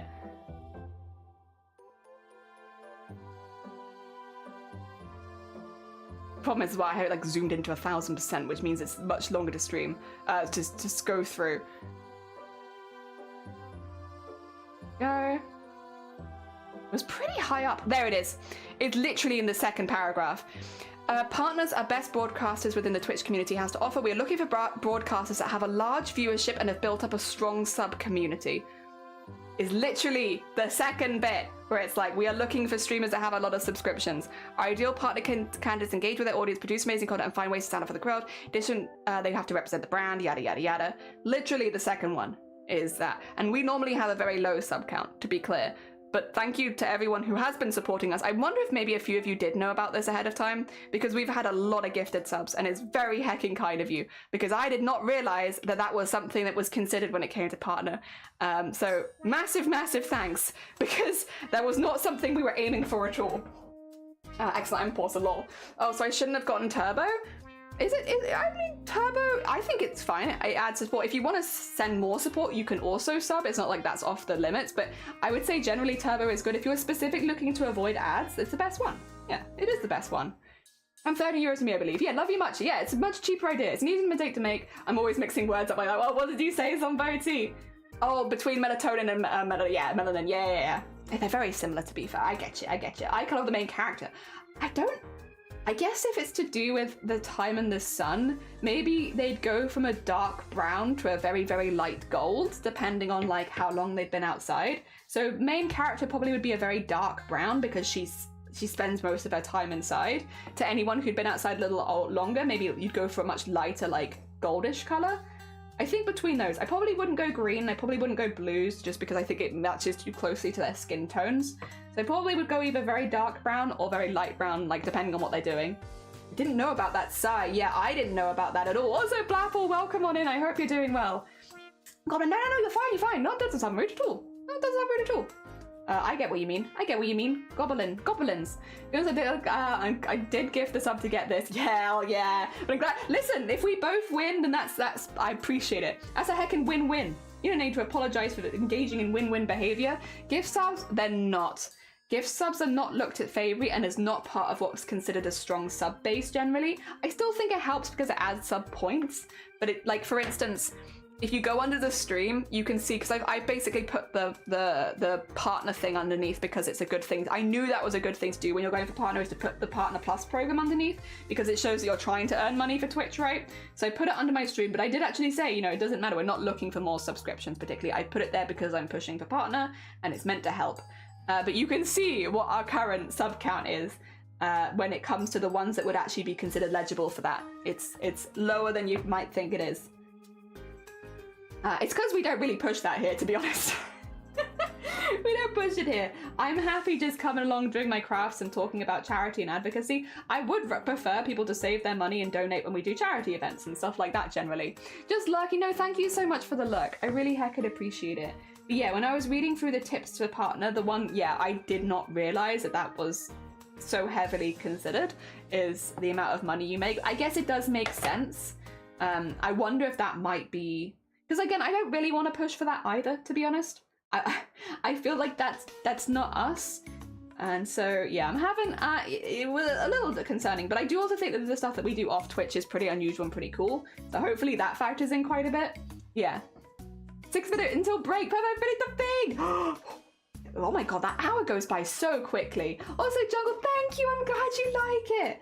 Yeah, we finished our tree, so now we have a little buddy joining us in the corner of stream. When I finish other bits of the animation, I will also whack them in the corner so you can see all of the stop motion stuff just shuddering around on the stream.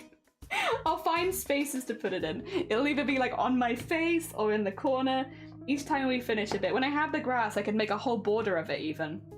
We could have a little stop motion grass border. That'd be pretty cool.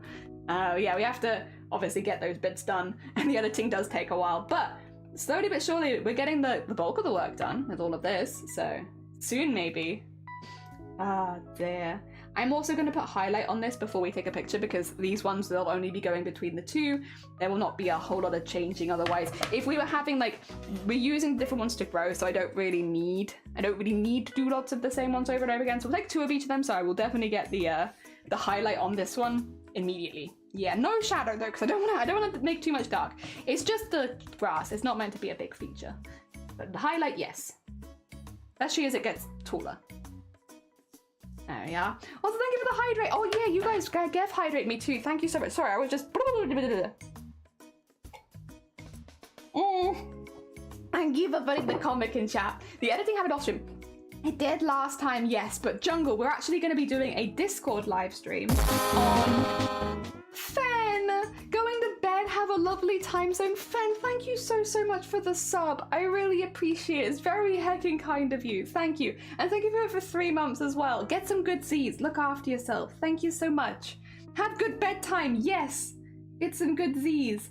Yeah, Jungle, we don't normally do the editing on stream. However, we are going to be streaming directly to the Discord on Sunday. I'll be muted because we'll have stuff going on in the background, but I'll be doing some editing then. So if you do want to see the editing portion of it, it won't be on stream on Twitch, because I think for a lot of people it's a bit overwhelming and a little boring. But for if you are personally interested in it, I'll be doing it on Sunday. And if I can do that more in the future as well, I will. I'll just announce it as and when in the Discord I can, because I know the following weekend I won't be able to do that. So sometimes I'll be able to do the editing in a way that people can view it, because I don't necessarily want to keep it all to myself. If you were interested in doing stop motion animation with embroidery, I want to show you how I do it, so you have like a little jumping off part. But I also understand that it is not everyone's cup of tea. It's a bit of a specific one. Yes. I would love to turn it into like a weekly thing on Sundays, but unfortunately it does very much depend, because certain Sundays we have our electricity turned off for short periods of times and stuff like that, and that would make any streaming a little difficult. That would make Discord streaming a little hard, so I have to be a little careful. But no, I don't normally stream to the Discord, to be honest, because normally if I'm going to stream I do it straight to Twitch, but on the weekends that's a little difficult, so yeah, it'll be nice. Fair enough. Just checking, it's Thursday morning or time. It is, yeah. So I start my streams at 9 a.m. BST, so it would have been about 3 hours ago, would have been 9 a.m. BST, and I'll be doing 9 a.m. BST on Sunday this week. So yes, same time as normal, but just on Discord instead. Yeah. I'm a morning streamer. I wake up and I stream. Yeah. Oh, dear. Oh no, here we go. Sorry about this, guys. 2 seconds. 2 seconds.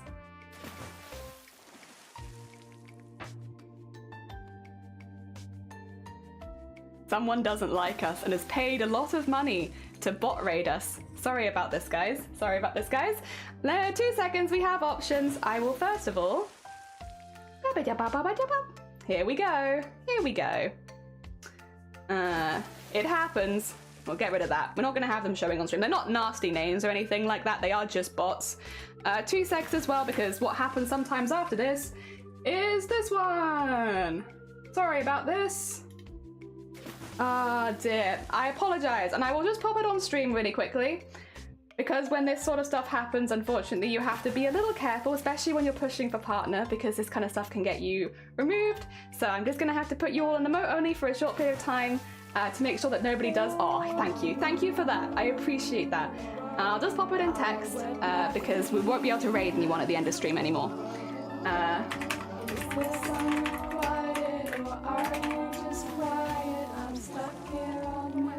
Turn off the follower sound. I actually can't very easily turn off the sound, so you're just going to have to listen to splashes, but I think that's okay.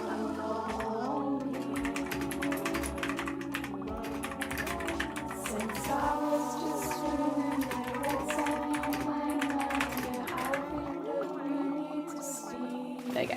Now people know, because I normally would love to raid at the end of stream, but I can't do that.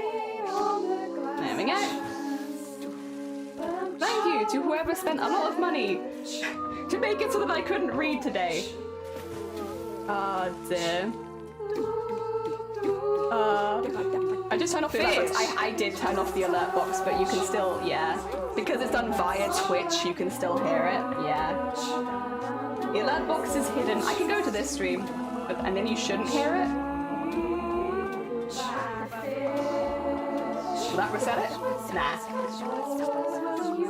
I guess I could remove it for a bit.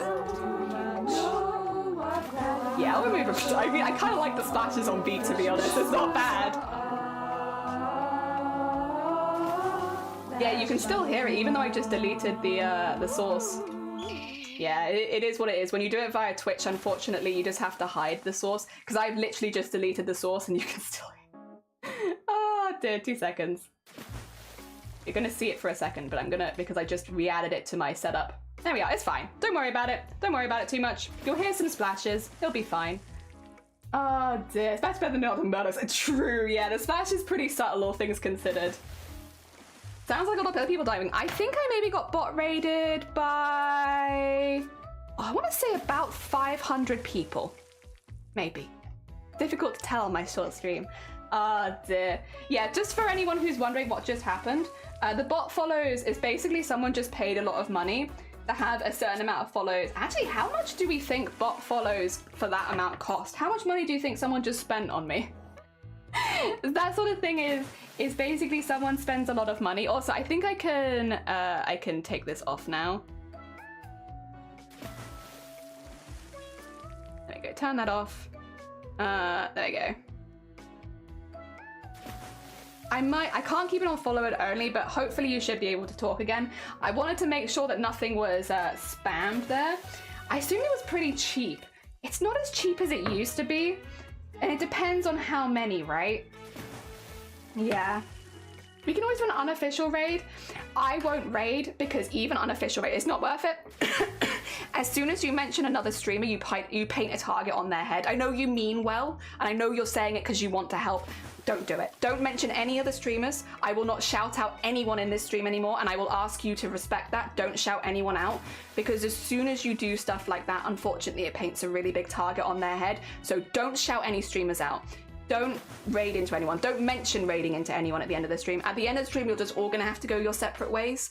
And it's the only way that you can do it safely. Could we shout someone out in the Discord? As soon as, if anybody said it in the chat anime, it would immediately paint a target on their head. No, I know you mean well, drop it. There is nothing we can do at this point, and you're just gonna have to leave it. Yeah, I'm really sorry. I don't like being a negative person like that, but it is more important to me that I say drop it, stop, than it is for us to accidentally send hate to anyone. Don't mention that you stream in this channel. If you're a streamer, please don't shout anyone out.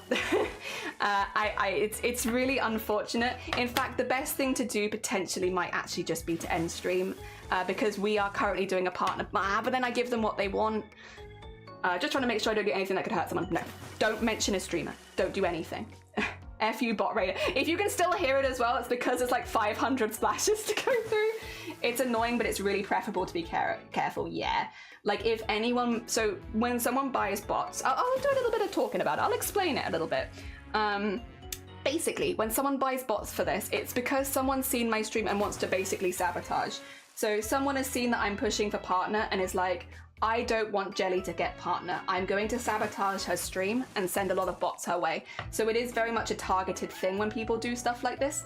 That's why you'll often see it happening to people that are doing charity streams or who are streaming for the LGBT or trans rights and stuff like that. It's people that are, you know, doing those topics where people can get very riled up. Unfortunately, it means that people can spend a lot of money to do stuff like this and prevent you from raiding on and stuff like that. Unfortunately, as soon as because it is done by an individual, it is not done by a algorithm or anything like that. There is somebody watching this stream right now that really doesn't like me, right? So just be clear, there is somebody in this room that really hates me and is happy to spend a lot of money on trying to make this stream not work, okay? So if you mention that you're a streamer in this chat right now, you're a friend of Jelly's, I'm gonna make your life suck as well. Oh my god, you're associated with Jelly, I'm gonna make your life hell because you're associated with her. You see what I mean? So you have to be really careful now of even mentioning that you're a streamer. To be honest, from a safety precaution, I know a lot of you are very sweet. The safest thing you can do as a streamer at this point is just not talk in my chat. It's very unfortunate, but because we know there is someone watching with that negative intention now, yeah, it's rough. It's rough, and you have to be really careful. I am actually hesitant even to do the Discord art share on the off chance that it sends any hate to anyone else here, because I wouldn't want. This is the really difficult bit of when someone does something like this. What they want to do is make me end my stream so that I can't keep pushing for partner. And the safest thing now for my community is for me to end my stream, which is exactly what they want. Do you see where it gets a bit tricky? Yeah, again, this is not an algorithm thing. This is someone who is in the room with us right now who really doesn't want me to get partner and would like to try and ruin it and try to sabotage that process. You can still hear the splashes. I'm sorry, there's like 500 of them coming, just as a heads up. Oh, there's a really easy way to delete them. Yeah. I'll do that after stream because it's really easy. You just take the second that it happened, which I can get from my dashboard, and delete all followers within that second. So it's really, really easy. But yes, pretty tame. Yeah, it's not too bad. The splashes are more manageable than other ones. Yeah. Come over, happen from the natural. Yeah. Commander routes the way that I do it. So it goes my mind that people can be so hateful. Yeah, it happens unfortunately on Twitch. There are people like that.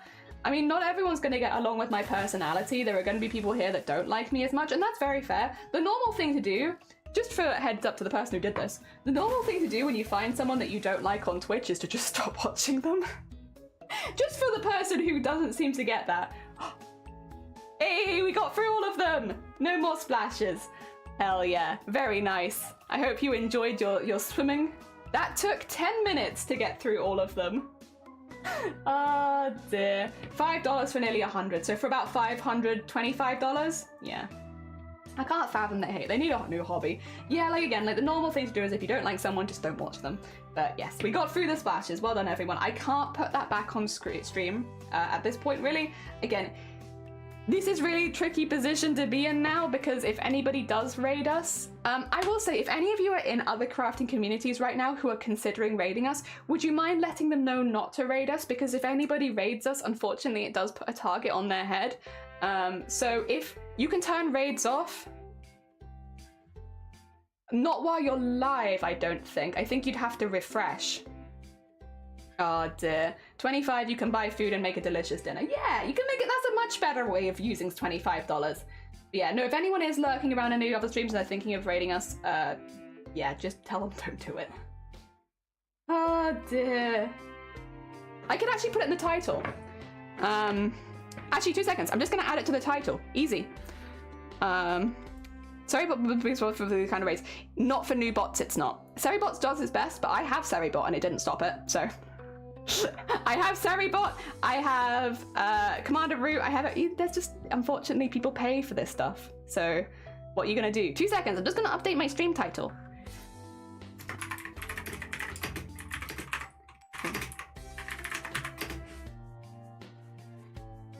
There you go. Oh yeah. That should hopefully get the point across. Don't raid us, we're botted.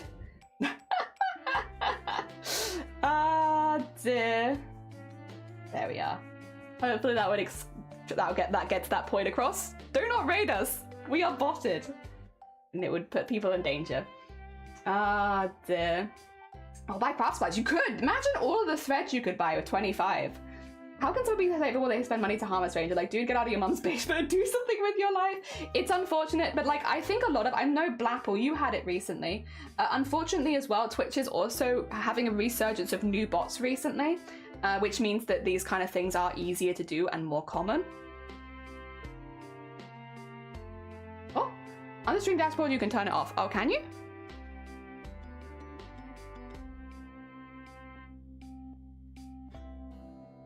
I can't see it there. To be honest, I'm a bit stressed out right now, and I probably don't want to do tech support right now. I think I'm quite happy with leaving it where it is, if that's okay, Blapple. Normally, I'm more happy to go over those things kind of on stream, but I think at the moment, I'm just, yeah.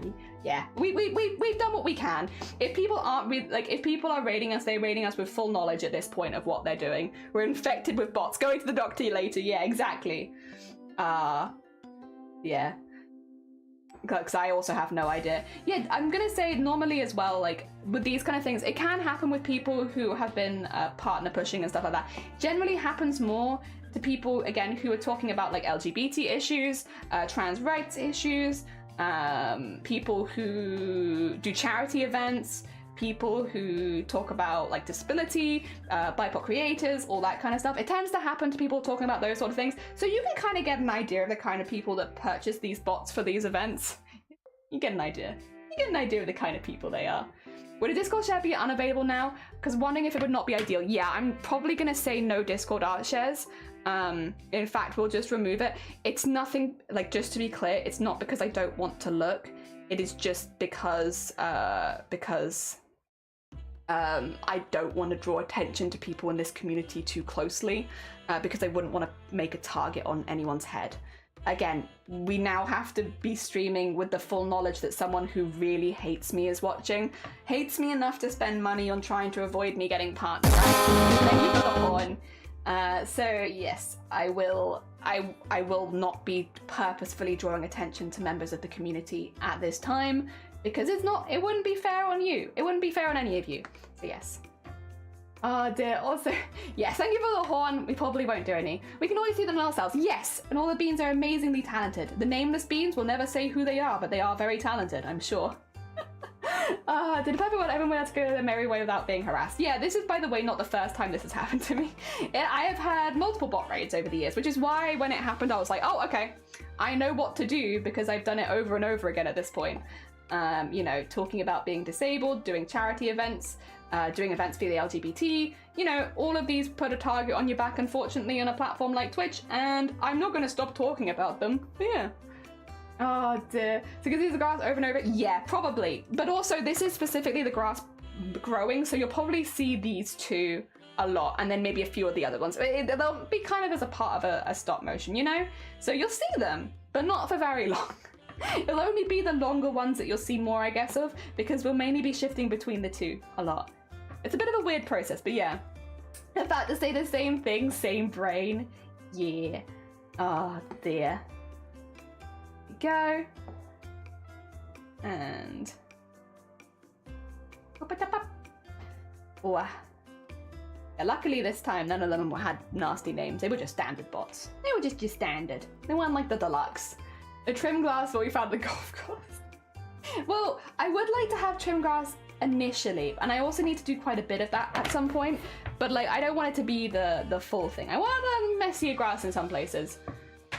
I should also make food. It's almost 1. I haven't had breakfast yet. Yeah, if you need to go eat, go heck and eat.